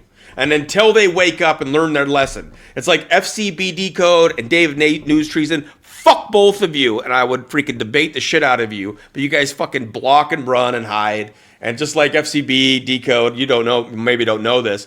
Mike Gill was on a show. It was a big panel. And it was FCB Decode trying to sell the Q bullshit to him. And he was sitting back. It's freaking a great video just to watch Mike Gill sit there and be like, what the fuck? So you're telling me that all the people coming through the border, that's on Trump's watch? That's what you're selling? And FCB is like, well, you got to understand, blah, blah, blah. Q is my Bible. And then he's like, fuck you. And then leaves. It's beautiful. It's a masterpiece. Ever since then, he's been known as KFC. He is KFC Decode, and they used to work together. So Dave of News Treason now doing more with Joe Rambo, and Dave of News Treason does the Patriot Switch bullshit, the Melaleuca scam. He was with Goldco, but he might have actually dropped that one because that one was pretty freaking obvious after Phil Godleski. But he has every other scam underneath the freaking sun. I just remember a couple of names. What happened to Praying Medic and Surfing Santa? Dude, that guy blocked me like in 5 minutes. I called his ass out when I started exposing the Q shit, and he blocked me in like 5 minutes. It was like the fastest block I've ever seen. Jane Ruby almost blocked me that fast after I called her out. But Praying Medic is another one that I don't even think he's a Christian. He was even said to be an atheist and kind of an asshole, and then he was a born-again Christian, and he sells all these books on like being able to heal people, yet he looks like he's the most like...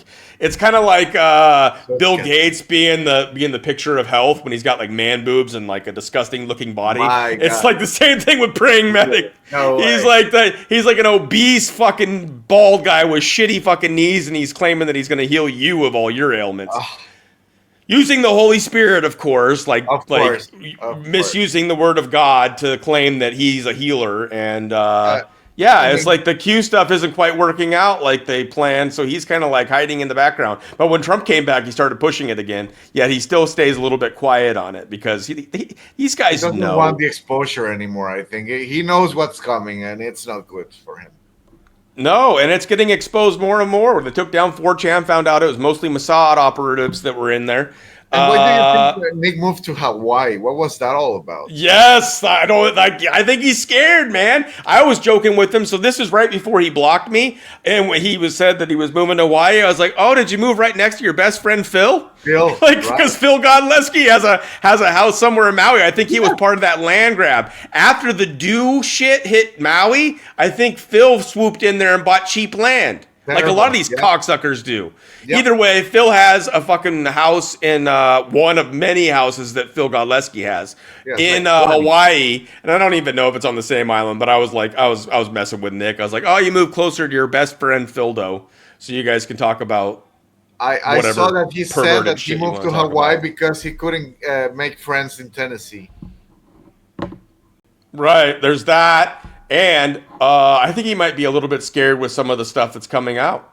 But the gay scene must be really dry in Tennessee, I guess. I know, right? Well, I know the freaking meth scene and the gay scene in Hawaii is probably doing just fine because meth is a major problem in Hawaii. There's an ongoing joke online that Sir Escanor, I don't know if you know about the Hopium Slayer. The Opium Slayer? No, I don't. Hopium Slayer, Sir Escanor. You should check him out. He's freaking pretty amazing. Isn't he on Twitter or on X? He's on Twitter. He's on X. I think I'm exposing a lot of these guys. If you go to his page and you search Nick Alvear, I bet, or Good Lion TV, however it works, he'll have a bunch on him. He's exposed Ariel. He's exposed the shit out of Ariel. He even figured out where Ariel lives. Now, he hasn't given that location because he's not like a fucking complete psychopath, but he knows where Ariel freaking lives. Well, I do remember when Nick told me that everything was going better because he had to stop doing meth and now he was only doing coke. Yeah, well, if he's in Hawaii, man, I don't know how he's going to stay away from the meth. But I think that he might be scared of, I think he's fucking scared of Mike Gill and some of the shit that's coming out because Mike Gill's information becomes more and more critical as Q and all this other stuff becomes less and less logical. Let's say that. Logical. It's not fucking reasonable. It's not logical as this continues to roll out. However, who knows? Who knows? I don't know. I think there's going to be a big, huge backlash here in short order because nothing they've promised has come true. And they can only keep dangling a carrot for so long. People are starting to people have for years slowly been breaking from the herd. There's a lot of people that we would like to help that don't really need our help, that just gave up on it. I've had people that have come onto my channel and said, I just stopped listening for 2 or 3 years to any of the podcasters after the bullshit that happened with Biden. They just quit listening to anything. And then they found my channel or some of these other ones, and they're so happy to have found this kind of stuff because it's actually people talking about the same stuff that they saw years ago. That's what we're going to find, Alessandro, as people find out more about you and find out more about me, Ultra, some of these guys that are out here fighting off the controlled op and exposing these fools. Ultra did interviews with a lot of these assholes. He worked with Derek Johnson. He knows exactly what kind of a fucking lying fool that guy is. He knows Derek Johnson knows that he's lying, and he thinks it's he knows the mindset of these people. We're gonna fucking catch him and shit. And if we get enough people behind it, I don't know, class action lawsuits, I don't know. We'll do something to try to bring some justice to this shit. But finding a fucking noble attorney is impossible. One has to think that they shouldn't be that protected, even though they are intelligence assets per se, informers or whatever you want to put it. They are disposable, very disposable. So to what lengths would people like Michael Flynn or people inside the deep state go to protect these people? I seriously doubt it. I think that they know that they're disposable. I mean, Nick's description is basically he's just an informant. Right. Informants get killed and sacrificed all the time. Right. You know? And like he might not be doing his job very well. oh well, that's and he might be a bit lazy too. That's right, because nothing is hit like that first greatest show on earth. Oh, the greatest fraud on earth did all right. However, there's a whole still lot of Phil Godleski fans, and I think it's all a ruse. But overall, he doesn't put out hardly any work, and he still relies on work like what you have on his shelves. And then he's even got like Mr. freaking Toilet Bowl, I call him, whatever that guy's name is, Mr. fucking what's his name, Truth Bomb or something like that. Mr. Truth Bomb. You know about that guy? Freaking psychopath. Yeah, he's another freaking that nut Irish job. weirdo. Like he's super obsessed with American politics, and he lives in Ireland. No. Yeah, and he's full cutarded, and he hates everybody that comes out against Flynn. And so I've had some words with him and whatnot. He was fake feuding with Nick too, I guess. But yeah, well, so he allegedly also wants his, because I guess Nick has some of his videos on his site. He has all the he has. Yeah, so all these people that want their shit taken off of Good Line TV, and Nick won't do it. Like, I don't like Mr. Toilet Bowl, Truth Bomb, whatever. But why is Nick able to keep that shit on his site, man? Why can't you get your shit back? Is it just because you never really signed anything and like you can't really hold them accountable legally or what? It's because to sue Nick is a battle of who has more money, I guess. Just like in the case of when Nick was battling Phil in this lawsuit that they had, it's Right. just to bring you. I don't have the capability to go after Nick legally. I do, however, have evidence, emails, and texts of Nick saying that he doesn't own my content, that he simply promoted it because he didn't want to get into legal problems because of what I was exposing. So I have an email of his saying, I don't own anything that you do. I just promote it.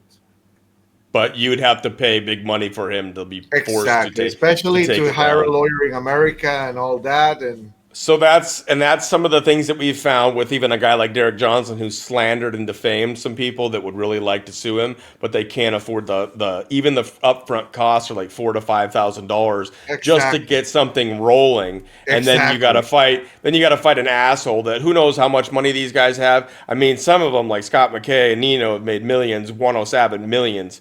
Who knows what a Derek Johnson's pulled off, but they have a lot more resources and money. And it's like it's been interesting. So you've seen that Madison Marquette recently actually went to prison and is facing charges, right? she's in prison now. She's being held right now. She's still got a $1,500,000 surety bond.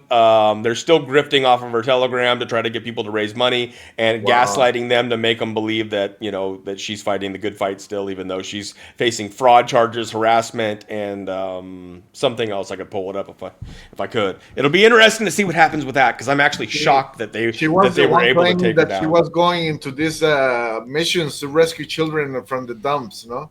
She still has a give send go up, claiming that she is rescuing children. She goes on extractions, is what she calls it, and she's like a 4 or 5 time felon, not allowed to have an actual gun. And you're telling me that some professional organization that was a legit organization would be saving children and allowing her to actually be in part of the operations? Like, give me a break. Ex-porn star, fraud. She claims to be trafficked through porn industry, but she was actually with a guy in a relationship and chose to do porn, and that's been exposed. Her own family is exposed that she's been a kind of a crazy little psycho ever since she's been young. She convinced a church to buy her a car when she was young. Like, this girl has been nothing but trouble ever since she was born. It's crazy how that works in this world. I mean, it's just so stupid because it doesn't take that much to actually do something that creates a little change. I'm gonna explain you more or less why Nick says my wife is a prostitute. The story of my wife is that before she met me, she was dating this guy that was a drug dealer here in Portugal.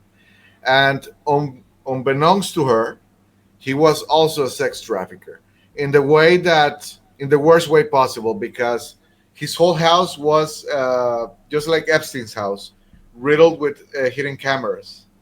So when I met my wife and she told me what was going on and that she was trying to run away from this guy, she put him in jail, actually. I believe he's already out. But when we met, I actually went and researched the whole ring that he was involved with.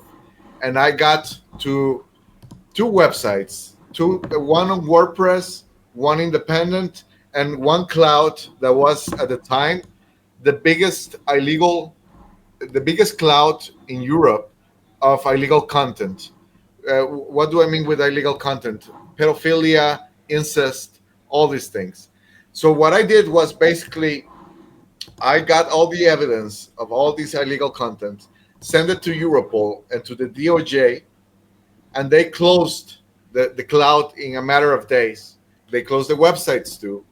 That's how I got the guy to get away from us. I got him scared enough for him to think that I was, really capable of doing things. And this is the thing: if you really put your mind into it, you really can fuck with some of these people. Uh, Right. these people are like, I'm gonna tell you more or less what they do. It's like the Andrew Tate thing. They use the boy lover method to get women to make women believe that they love them, that they're in a relationship, so they can put them to do porn and all that. My wife never did porn. However, obviously, we have suspicions that she was recorded without her knowing while she was in that house. Of course, I have already scourged all the internet for that and never found anything. Thank God. Right. I beat up a couple of guys involved with the ring here in Portugal. I went personally to look for them in their neighborhoods, beat the fuck out of them as a Wow. warning. And that's what I told Nick, that I got jumped. There was one time that I defended my wife here in Portugal. I knocked out one guy, and then all of a sudden I had 10 guys on top of me. I got beat up, that didn't get killed. Thank God. I Right. didn't get Probably. knocked out. I fought. I defended myself. I was able to escape because the police came, so I was able to leave it within the confusion. But that's why you see how sick Nick is. I told him this in confidence, what I did to help my wife in the horrible situation that she was in, which is, she didn't get killed by a miracle. She didn't get trafficked by a miracle. I just don't know how she survived that ordeal. I arrived to her life in the right time, and I did everything I could. I sacrificed everything to save her from that. I did. Now everything is away from us. Thank God. All those people are not not trying to contact her. They are actually afraid of me because I've done violent things to make them afraid of me, and I've Right. made it pretty clear that I'm crazy enough that if you mess with someone that I love, I don't care going to jail. I'm going to go to jail with a smile on my face. If you mess with someone that I really love, I'm going to kill you. And I'm going to say it on camera. I don't care. The thing is that I cannot stand these guys like Andrew Tate. There's tons of rings all over Europe and the United States that deal with this illegal porn, webcams, hidden camera videos, and they profit massively from it. They also record children. They also record bullshit like incest, and that's what Nick used to claim that my wife was a prostitute. Fucking liars, man. So she's a survivor of abuse, domestic abuse. The guy even hit her once, broke her cheekbone. Man, if Nick is a born again Christian, he owes an apology to my wife, at the very least. And Right. that's what I say when I say that if one is a Christian, one has to make amends. I've made amends. I wasn't a Christian before. Now I'm a Christian, and I did try to make amends for all the wrongdoings I did. And you know, hopefully, Nick, who I'm sure is going to watch this at some point, because even if he doesn't admit it, he's watching you. He's watching me. Um, if your repentance is true, if your Christian, if your love for Christ and Jesus is true, you will make amends. I don't need anything from you. I don't need money. I don't need recognition. I don't need clout. I don't need bullshit from you. You do owe an apology to my wife, and you do need to stop peddling bullshit. Exactly. And I'm glad you said that, man. I think that puts a cap on it, because we're going to get in. I want to share a little bit of, like I said before, about the Chris Cornell and the Chester Bennington.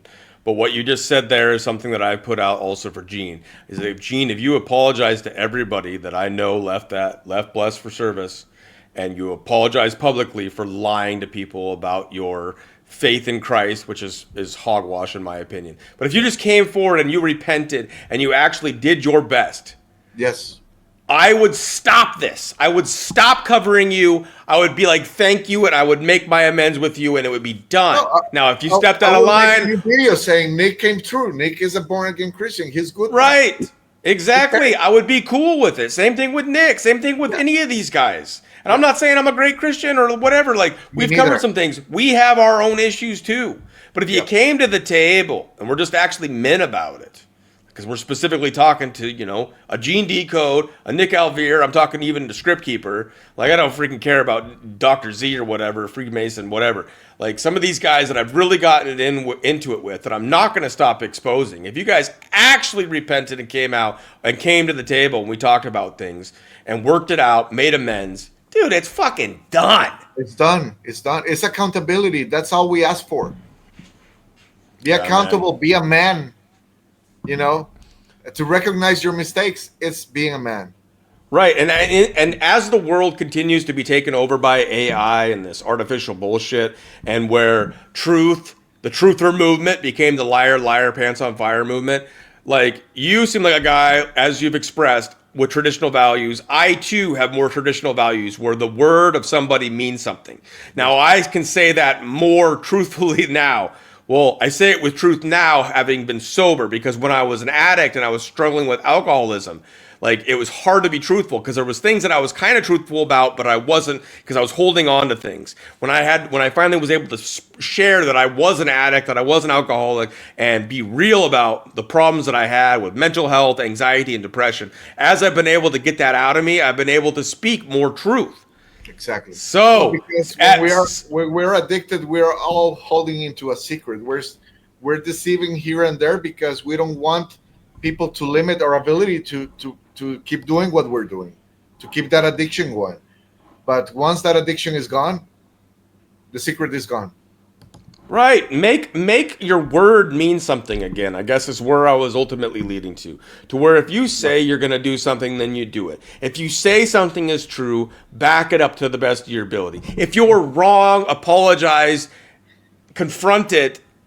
Like I've had some people that have accused me, oh, you're wrong on this, you're wrong on that. I have this thing called Booma Streaming now, where anybody can come on and we can discuss anything. I am willing to talk to anybody. You don't have to have a name. You don't have to be a person that has like a podcast. You don't have to show yourself. You could make up a fake name. Like I had D Boomas on for the longest time before I got doxxed. Like, I'm willing to have the conversation. But when you won't even come to the table, or you don't hold that your word is your bond anymore, like, words mean nothing. And when words mean nothing, then nothing means anything anymore. Whatever it is to be human, please, like, can we make our word as our bond?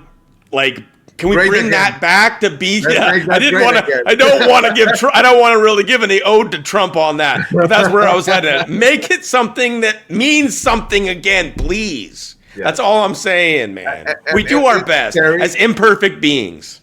It's scary to come clean. It's scary to admit that we were wrong and that we did wrong things. But you will feel better the next day. I guarantee you that. You will be afraid before, you will be afraid during, but the next day, the week after, it will be so much better. And it's a new beginning. It's a new life. Right. And when I got doxxed and stuff, and when I was doing this and I was coming out against these guys, I've had no fear in a lot of respects, because I don't have anything that they're going to show that I haven't already publicly talked about, that I haven't gone through. Like, the last charge that I have, the only thing that's on my record, interfering with a peace officer. It's like, just a little misdemeanor, But it was when I got sober. It's like, you guys can go find whatever you want. Script Keeper had his whole minions like looking for everything, and they gave up. It's like, I know I don't have anything out there. I'm not on any sex registry. I'm not a fucking pedo. I'm not a liar. I'm not all these things. Like, Madison was trying to call me a pedo. She called me, and I got her on record saying that I'm a pedo. Like, she's a psycho, crazy bitch. But like, I know you don't like that. Yes, and it would be. You guys wished you could find something. Good luck. And that's why a lot of them have given up, because they don't have shit on me. And they don't got shit on you. So it's like, when you can come clean and just tell the truth, it's a beautiful thing. And if there is going to be anything called the Truth Movement, as I've talked about with Ultra on some of the recent shows, like, we're going to try to bring that back and make it mean something. So anyways, I think we've said our piece on Nick. However, do you have a little taste for me, brother? I want to show people what we're going to get into, because we're not only going to do this. I want to work with Alessandro because he does amazing research in a lot of areas that I'd like to get to. But I was big into Linkin Park growing up. It's what got me through college. Nice. Chester Bennington and Chris Cornell were some of the favorite voices in my head that helped me get through the cathartic experiences I needed to have to get through the rage and the stuff that I struggled with my depression and my anxiety. And he has covered what happened with them. So if you have a little trailer or a teaser or something like that, what I want to do is share that, close this out, and then we'll look forward to coming back and doing another one. How about we play the first 15 minutes of the last episode of the series? If that's what you want to do, that'd be freaking awesome. And I'll interact with people in the chat, and we'll really enjoy this, and then we'll close out. Okay, let me share this, and then we'll come back and close it out together? Yes, that'd be awesome. Okay, cool. Let me share the screen again. Okay, share the audio. Okay, got it.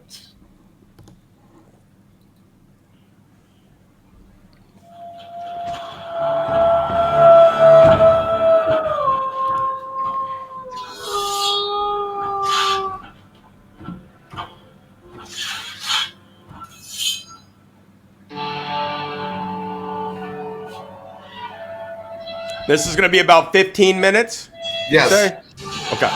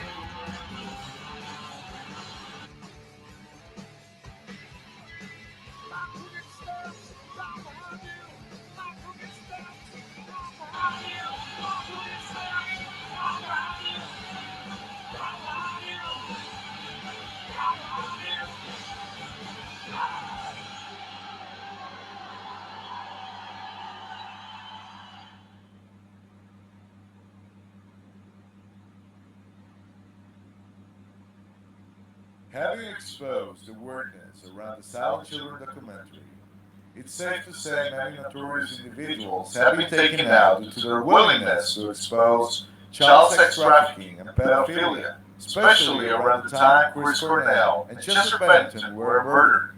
Some might be connected to the musicians, but one must rely on all the facts, not hearsay.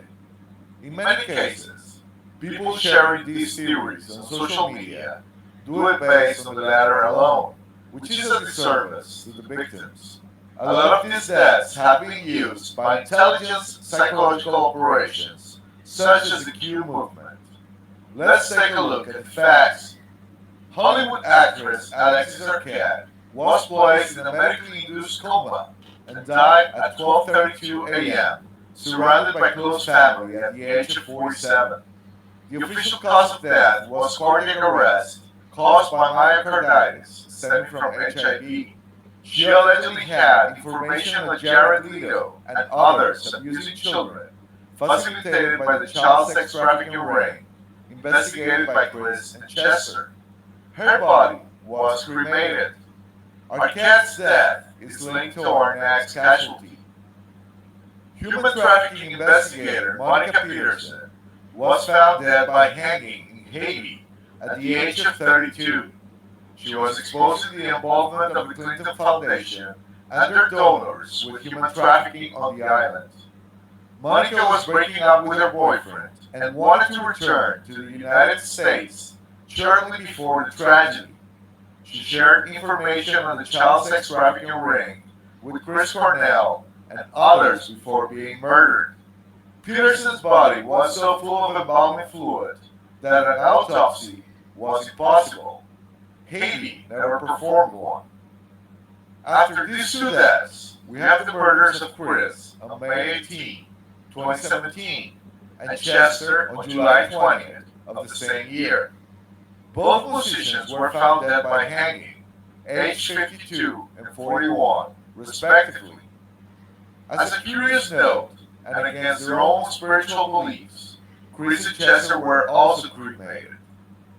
Lead singer of the Irish rock band The Cranberries, Dolores O'Riordan, was found dead by drowning in her bathtub at her hotel room in London at the age of 46. According to the inquest findings, it was determined that alcohol intoxication played a role. Dolores used her platform to raise awareness about child abuse, sexual assault, and the need for reform within institutions. She was very vocal about her support for victims of abuse and the need for more accountability. She and Chris Cornell had a deep friendship and often spent time together. Dolores also had a friendship with Chester Bennington. She was cremated.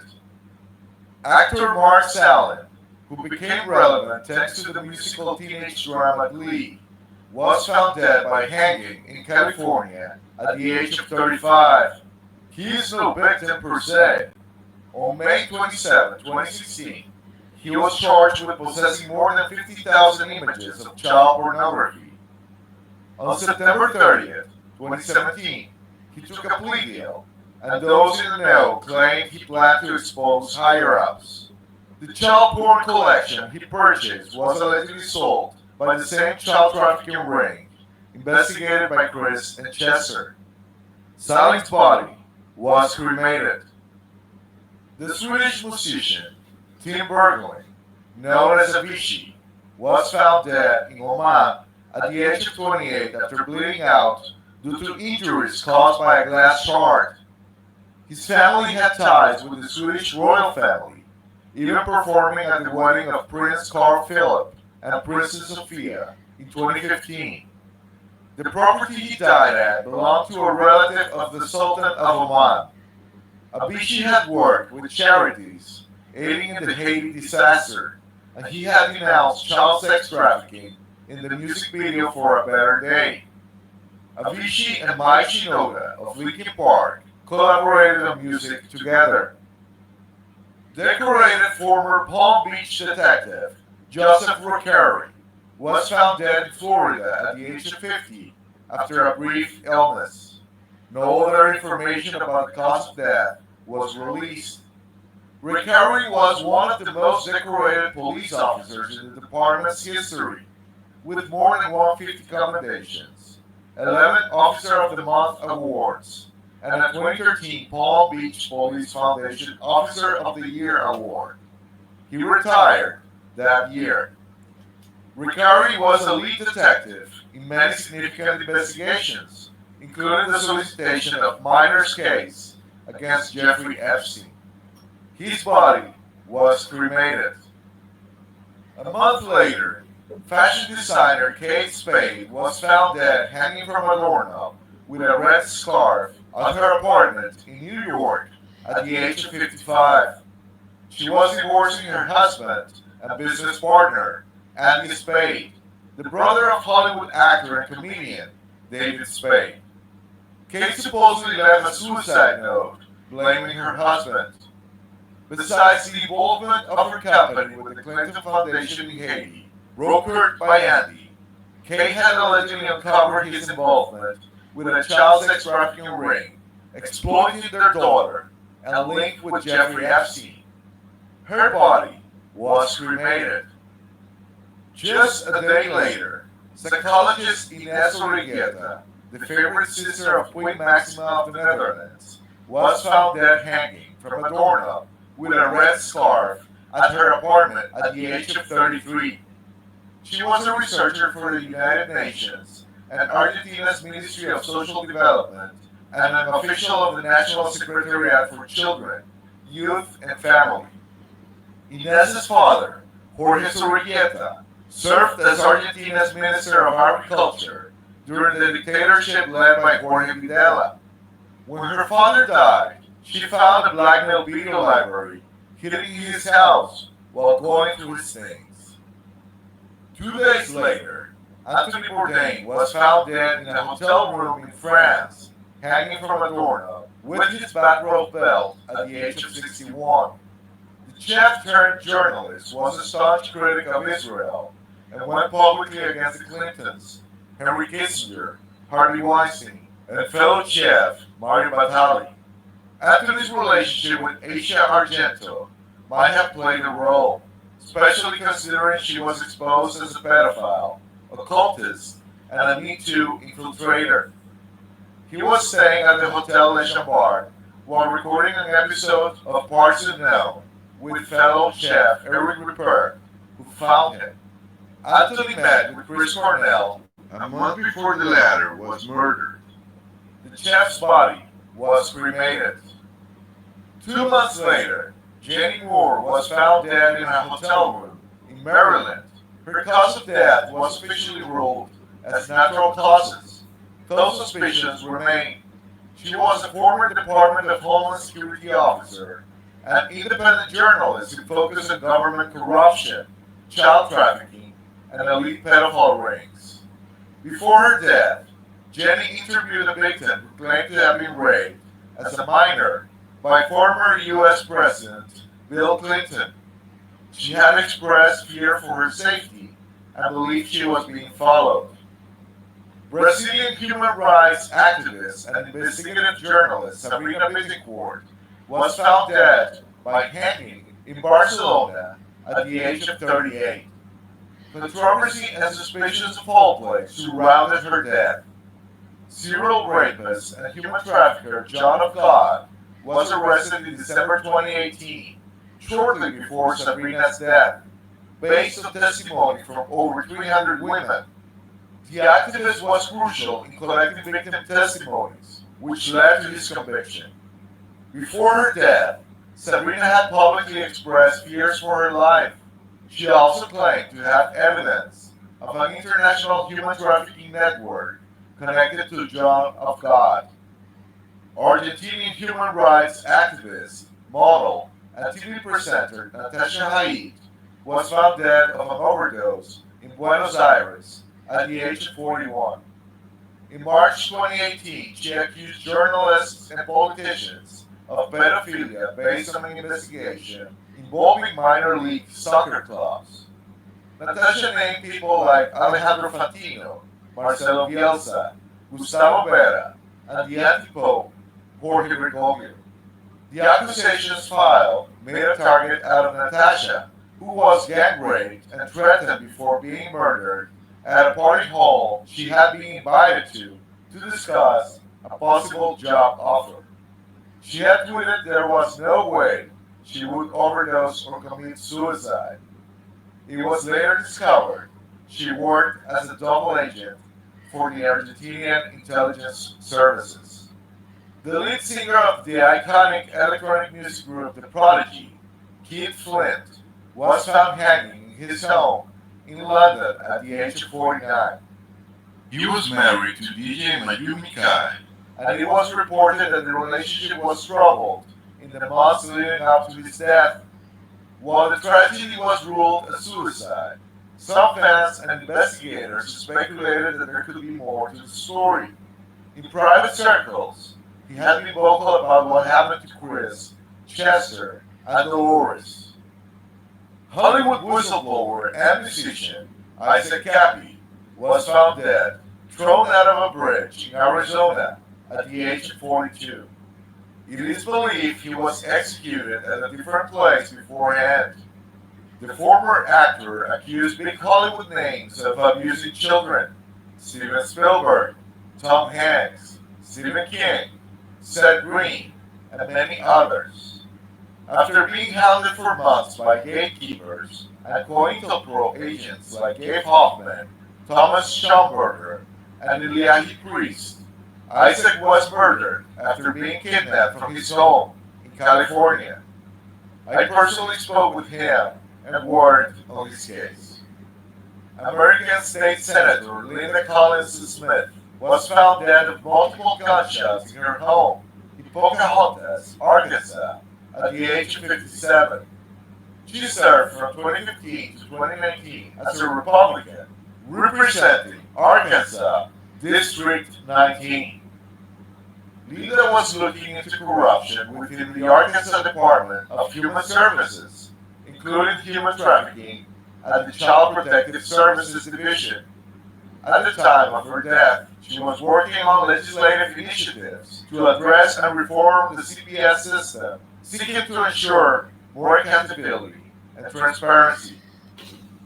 A day later, American State Senator Jonathan Nichols was found dead of a single gunshot to the head in his home in Norman, Oklahoma, at the age of 53. As a curious fact, the gun was in the opposite side of the room, sitting on a desk, which makes it hard to believe he shot himself. He served in the Senate from 2000 to 2012 as a Republican, representing Oklahoma District 10, which includes parts of Cleveland County. There is no record or indication that he was directly involved in any investigations or reform efforts targeting CPS or child welfare issues. His legislative focus was more on budgetary matters, tax cuts, and government spending. I found no evidence connecting Linda to Jonathan, but the timing is certainly suspicious. A month later, writer, researcher, and journalist Tracy Twyman was found hanging in her home in Louisville, Kentucky, at the age of 40. She was known for her work on occultism, conspiracy theories, and esoteric topics, gaining a big following. Before her death, Tracy had expressed concerns over her safety and even threats against her life, especially after involving herself in the investigation of the murder of Isaac Cappy, someone she had communicated with. Billionaire financier, film producer, and philanthropist Steve Bing was found dead at the age of 55 after falling from the 27th floor of his apartment building in Los Angeles, California. He was the heir to the Bing family fortune from his grandfather's real estate investments. Steve was known for his large-scale projects in Hollywood, and his involvement in several high-profile films. Steve bought his way into politics via his best friends, Bill Clinton and Ron Burkle, and visited Jeffrey Epstein's island while flying in the Lolita Express.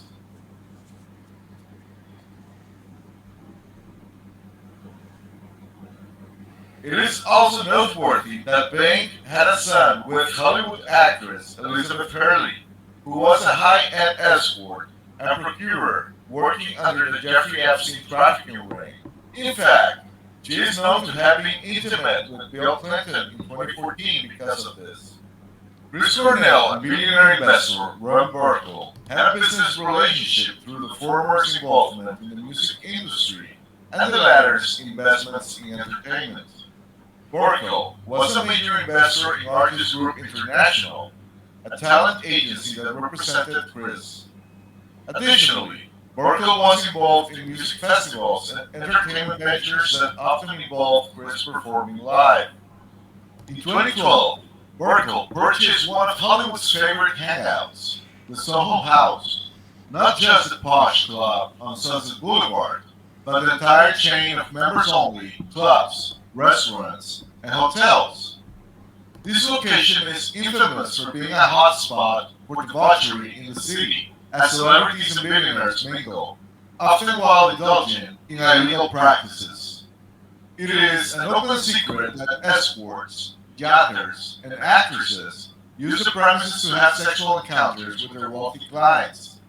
Burkle himself reported that Prince Harry's current wife, Meghan Markle, participated in such activities. As per my sources, Vicky Cornell, in her role as a Hollywood madame, sent some of his girls to the Soho properties for prostitution with the blessing of Burkle. The Soho House headquarters is riddled with money laundering and human trafficking. In 2020, Burkle purchased the deceased singer's Los Angeles home for $5.1 million. Burkle purchased Michael Jackson's Neverland Ranch for $22 million. The 2,700-acre property located in Los Olivos, California, was initially listed for $100 million in 2015, but underwent several price reductions before Burkle acquired it. Burkle was Michael's associate before his death. The king of pop deeply hated David Geffen and Steven Spielberg for reasons that cannot be verified, not 100% at least. Still, one of the strongest rumors is that Michael caught both billionaires abusing children inside his Neverland Ranch, as he held special charity events on the premises often. As payback, the billionaires allied themselves with Tommy Mottola, and they swore to destroy the singer's career, which ultimately led to his murder. As of February 17, 2025, Ron Burkle's net worth is estimated at $3.5 billion. Oh, man. The billionaire investor and supermarket mogul became close to Bill Clinton. The former president worked as a senior advisor for Yucaipa companies, reportedly earning over $20 million from deals during the 2000s. In return, Clinton helped Burkle attract investors and political connections, particularly in international markets. Clinton even had a bedroom at Burkle's Green Acres mansion in Beverly Hills and has stayed there every time he has been in Los Angeles since he took office in 1992. Their relationship was scrutinized due to Burkle's Playboy reputation, which included private jets, such as the infamous Air Force One, where women were trafficked. To expand, Burkle and Clinton have been involved in significant charitable efforts, including global health and anti-poverty initiatives. He was very much engaged in Haiti as a Clinton Foundation donor. Burkle has been a major Democratic supporter, donating considerable amounts to Clinton's campaigns and later Hillary Clinton's presidential bids, much like fellow billionaire investor and entertainment mogul David Geffen. Burkle and Geffen own states in the Benedict Canyon area of Beverly Hills. Yes, you heard it right. They are next door neighbors. This explains how Vicky became an acquaintance of Geffen, as she and Burkle saw each other frequently. And if you thought things couldn't get any worse, we must dive into Burkle's intimate relationship with Sean Combs, best known as Diddy. Their first documented business collaboration was restructuring Combs' clothing line in 2003. for which Merkel played a significant role in its financial backing and strategic direction with $100 million investment.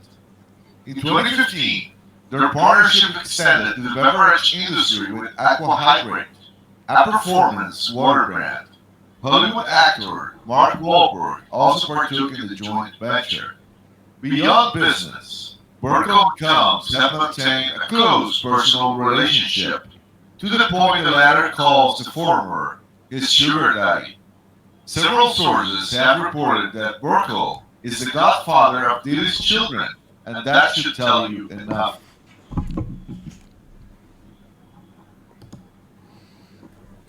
All right, dude, you might want to stop it here. Dude, this is what needs to be talked about. This is what should be getting exposed right now. This isn't what should be being made out to be a Democrat hoax. This is what we should be fighting for, and this was what people claim to be fighting for all these years, and now they're pivoting because Trump says so. I don't follow or worship any man. There's a part of me that still hopes there's something going on that I don't see. I hope good guys are trying to do something that have positions where something like that could happen. However, to see so many podcasters not covering this stuff anymore, you've got the hangings with the red scarlet freaking scarves. The red scarves.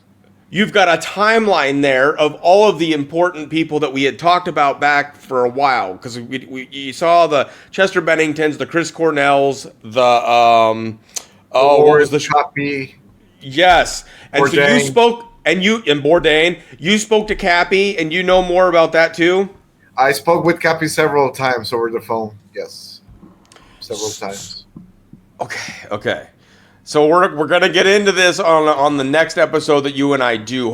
However, because we just watched that, I've got questions. So I've also seen in your thread where you disagree with Corey Daniels, the Phoenix Enigma, on some of his work on the Cappy thing. Absolutely, yes. And Nick actually tried to get me to agree with him, like trying to force my hand, putting the job that I had with Nick in the middle as a condition. Like you need to stop feuding with Phoenix Enigma on this, or otherwise we cannot keep working together. And I told Nick, fuck off. I'm not going to apologize to Phoenix Enigma. And if you don't want to work together with me because of this, so be it. But I'm not going to do that. So that was the first time that Nick tried to force my hand, which tells you something weird, because why would Nick be so adamant in kneeling down to someone like Phoenix Enigma? The thing with Phoenix Enigma is that he was probably there at the time that Isaac was pushed off the bridge, and he was being paid to put a narrative out there that kind of supported the notion that Cappy was suicidal and was going crazy, or was being bombarded by Boys to Skull technology and all that. The thing with all these murders is that people talk about the silent children, right? This is the silent children theory that all of these guys were working in a documentary. I was guilty of pushing that narrative, because that narrative was first peddled by anti-lawyer and Gabe Hoffman. Gabe Hoffman is the man that basically paid for Cappy to be killed. So this silent children thing is a Mossad psyop to distract from the Diddy and the Epstein rings, which we have the links directly there. You can see it with Ron Burkle and Steve Bing, directly connected to Epstein and directly connected to Sean Diddy Combs. Same with Vicky Cornell's wife. She was connected with Ron Burkle. She was a Madame escort sending Instagram models to Dubai, to Mykonos in Greece, and the United Arab Emirates, without Chris's knowledge, of course. Chris, right? Do you think? I just want to make sure that I get some of this clear, and just in your research alone of what you think. Do you think that Chester, Chris, Avicii, Anthony Bourdain, even though maybe they've been involved with some bad stuff, do you think that they wanted to do good? Do you think that they wanted to do? Is that why they got murdered? 100%. 100%. Okay. They might have been part. I know that Chester was a Freemason. I met Chester in person in Mexico in 2010. Do you think his dad, the genetic father, is John Podesta? I have very believable testimony from a family member of Chester that made me promise I wouldn't disclose his identity, saying that in fact, yes, John Podesta is Wow. Chester's And father. it would make sense. And there's even some questionable stuff with the symbolism of Linkin Park's logo. Like I said, I've Absolutely. liked Linkin Park's music. It helped me through a lot of dark times in my past. Chester spoke to me, sang to me, regardless of what you think of like some of that stuff, because I have some anger issues with some of the Linkin Park and the way they handled his passing. I think they even tried to Of course. start up the band again with a woman, which I'm Yeah, not well, necessarily against, but like I felt Scientology. like they. Right. I just felt like they could have done more. Regardless of all of that, it's nice to hear that, and I want to get clarity on the truth of whether or not they were. So were they trying to create something that was supposed to help expose human trafficking? The way because the information that I got has been very segregated, but there was no film project, but they were converging information among each other about the things they knew that were going on with Epstein, with Diddy, all these things. And apparently, Chris Cornell had something huge planned at the United Nations concert before he was killed. He had gone to the United Nations to deliver a dossier about human trafficking a month before being murdered. And he had told his producer that his next concert in New York, that was for a charity event, was going to be historical. Why would someone like Chris Cornell, who had achieved everything in his life, put this notion that this next performance was going to be historical? I believe he had planned to say something in public in that concert, to expose something in some way, because he had already gathered the information. He went to deliver his dossier to the United Nations. Little did he know the United Nations was working against him. The United Nations works with the traffickers. So, of course, a month before he gets killed, he delivers this to the UN. They know exactly that he's working on this. So, the plan to kill him immediately gets into action. Dude, I can't wait to get into this. So obviously the majority of this that we did on our very first video together, you've honored me, Alessandro. We exposed You Nick very much. Alvear and his good lying, like as in lying his ass off TV. So make sure that you've watched the entire episode for that. But what we're going to get into next is into a lot of this stuff that I really want clarification on. It seems you've done a lot of hours of research that I could never catch up on. I want to bring you back and we'll cover this specifically. We might get into some of the stuff like on Cappy and stuff like that eventually. Sure. And I've had a good experience with Corey, so I would just like to see where there's differences and to see what you think. However, like I'm open to whatever, and people can say whatever, and then we'll figure it out as we go. However, I'm really focused especially on the Chester Bennington, Chris Cornell, and all these connections with Anthony Bourdain, the murderers, the timeline you have. You have Kate Spade, sister of David Spade, but Kate Spade was a huge mogul in what was it, fashion and. Kate Spade was a fashion designer, yes, and she was involved Exactly. with the Clinton Foundation. Yes, major things that were going on at that time. Obviously, a lot of this connects into even Gabe Hoffman, Thomas Schoenberger, which has come up on this stuff, which could be connected into the Q stuff.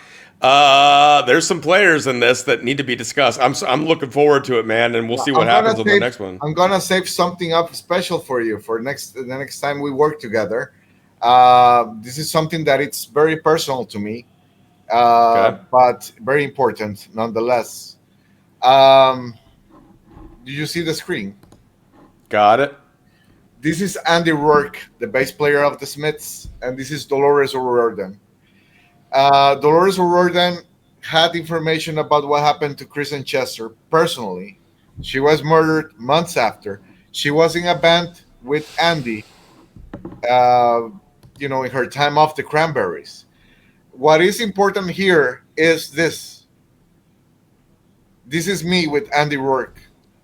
Wow. This is me back in 2014 when I was doing what I was doing that I told you I was doing. This is me partying with Andy Rourke. We partied for a whole weekend. We stayed in touch until he died. He died of cancer a couple of years ago, sadly. But he sent me an email revealing what Dolores told him about what Chris told her. that he had been under threat, what his wife told him about the trafficking ring, and he sent me an email with all that information, promising me that I would only expose that after he died. So this is the basically the how do you say the when you have something that really exposes the whole thing. The smoking gun. The smoking gun, because Smoking Andy gun, and I baby. were really close. We're really good friends. You haven't exposed that yet? Not yet, Ben. Oh my gosh, dude. So Make this sure is you coming get for it. the next episode, and we might do a premiere on your channel if you want. That would be awesome. People are asking where they can watch this. Like I said, this is the stuff that needs to be out there. This is the stuff that people should be talking about more so because people are just forgetting. It's all this stuff that everybody said was so important. So right here you can see, and I put a link down below. I believe it's TotalDisclosure.net.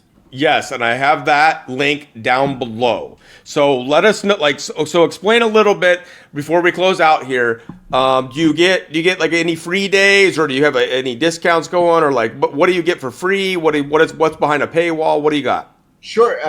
Right now, for example, if you go to my films, every film has free episodes. So if you go, for example, to watch the Anthony Bourdain documentary, the first 2 episodes are going to be free always, and I have that for all series. Then when you become a member, you get to see the remaining 6. And for example, I have 2 series that are completely free. That is Vaccine Genocide, about obviously the COVID vaccines, and this film about abortion that it was a personal project of mine to make a pro-life film. But I've done exposés on the murder of Michael Hutchins, Stanley Kubrick, Avicii, Jim Morrison. I exposed Justin Trudeau, Aleister Crowley. I have a 30% discount on memberships with the code, I believe it is springtime. But you can always send me an email or contact me on Telegram or any of the platforms to ask me any questions. If you want, if you cannot afford a membership, I will give you a freebie. I will give you a month free. I don't have problems with that. And of course, here you can find different articles, news. I try to keep it updated the most I can. I put documentaries of other people as well. These are all free, obviously. All the documentaries that I have here are for everyone to see for free, and because I don't own them. But once you become a member, we have different memberships. You can get a monthly membership, which is just $7.50 a month, or a yearly membership, which is $70. With the promotion that we have, this would only be like $45, and this would be like $5 per month. So I think it's well worth the price. And of course, if you cannot afford it and you really, really want to see this information, shoot me an email. I give freebies to all kinds of people, especially veterans, disabled, and those who cannot afford it are in special conditions. Right. And so, like, I have totaldisclosure.net down below, and all of your links are available on the website. Is the video that we just watched a part of? Is that a free one on there, or is that a paid one? That's a paid one because that's the latest one. It's going to be 13 episodes. That's number 11. Wow. That's number 11, though? So there are a couple episodes you have for free for that series, right? Yes. Here you can find the series of Chris and Chester. And I believe it's 3 free episodes. Yes. You can watch the first 3 for free, and then you will get the remaining. It takes a while to load there. Okay. 1, 2, and 3, and then you can watch the remaining by becoming a member. All of the research is deep and fact-checked. So. And you said did you say you have 2 more that you're going to be adding to that series? Yes, that's going to end it. I hope I can deliver the 12th on this month of August. And that big bombshell smoking gun, if you will, is going to be in the final? That one is going to come in the next one. So, I might let you know so we can kind of schedule it and premiere the first 15 minutes on your channel. And then I publish it on the website. Dude, I would love that, man. That would be such a blessing. awesome. Like I said, man, all of your links are going to Good. be down below. This was so awesome, man. Like we covered so many amazing things, not just with the Nick Alvear thing, and then all the stuff that we've experienced through this truther movement that's become the liar, liar, pants on fire movement. But getting into what I also want to work with you on is the research that you've done on a lot of these different things, not just the Chester Bennington and Chris Cornell. Those just tend to be closer to my heart. The Isaac Cappy thing, that would be really cool because I'd like to get another perspective. I did a 5-hour episode with the Phoenix Enigma, and I would love to see where you disagree, and then start coming to terms with some of that stuff, and then other truths that you've found. Because what I keep finding is that a lot of these things that we think were true, a lot of them were built on psyops. There's psyops within Pizzagate. There's psyops with all of these various areas that have taken it off the rails, and that's the point: to sell you a lot of truth, maybe, but then to give you the shit that throws you off the rails, and then also makes you look absolutely crazy to all your friends and family. Or they put like three likely paths, so you don't know which path to go, which path to follow, and you get all confused. The Isaac Cappy case, I'll tell you, that is the most complicated case I've researched because of the gatekeeper involvement in it. I've never seen a barrage of gatekeepers as I saw with the Isaac Cappy case, and I took it very personal because at the time, Cappy and I were talking a lot. So when he got killed, I really took it. It was really hard on me, and that's why I obsessed about exposing Gabe, because I knew that Gabe was involved, and Corey Daniels, sadly, has made his agenda to kind of defend Gabe Hoffman and deviate the attention from him. So that's kind of why we had a disagreement. I also, I'll show you later with receipts, but it's very complicated, but I have the goods. Okay, so we might do a separate episode just specifically on that, and then I'll give the Phoenix Enigma, Corey Daniels, an opportunity to respond. But I want to hear what he will love say. that. He loves a good spat. He doesn't shy away from fighting. I'll tell you that. Right. What do you think, just real quick, because he's come up a couple times with the Fango and then the Phoenix Enigma, Thomas Schoenberger? Completely controlled. I actually infiltrated Thomas on purpose just to make sure that he was a bad actor. I pretended to be his friend for months, and I have tons of screenshots from our personal communications.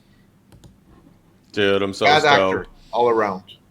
I'm so stoked, man, and I'm really glad that we finally got to do this. I've been looking forward to it, Alessandro. Me too, brother. Thank you for honoring me and coming on. We'll go ahead and close out here, but we had a really good showing of people show up. I think they're really interested in a lot of the information that you have. You've blessed me, and you've enlightened me to some more things that I didn't know, and I'm so looking forward to keeping this going with you, man.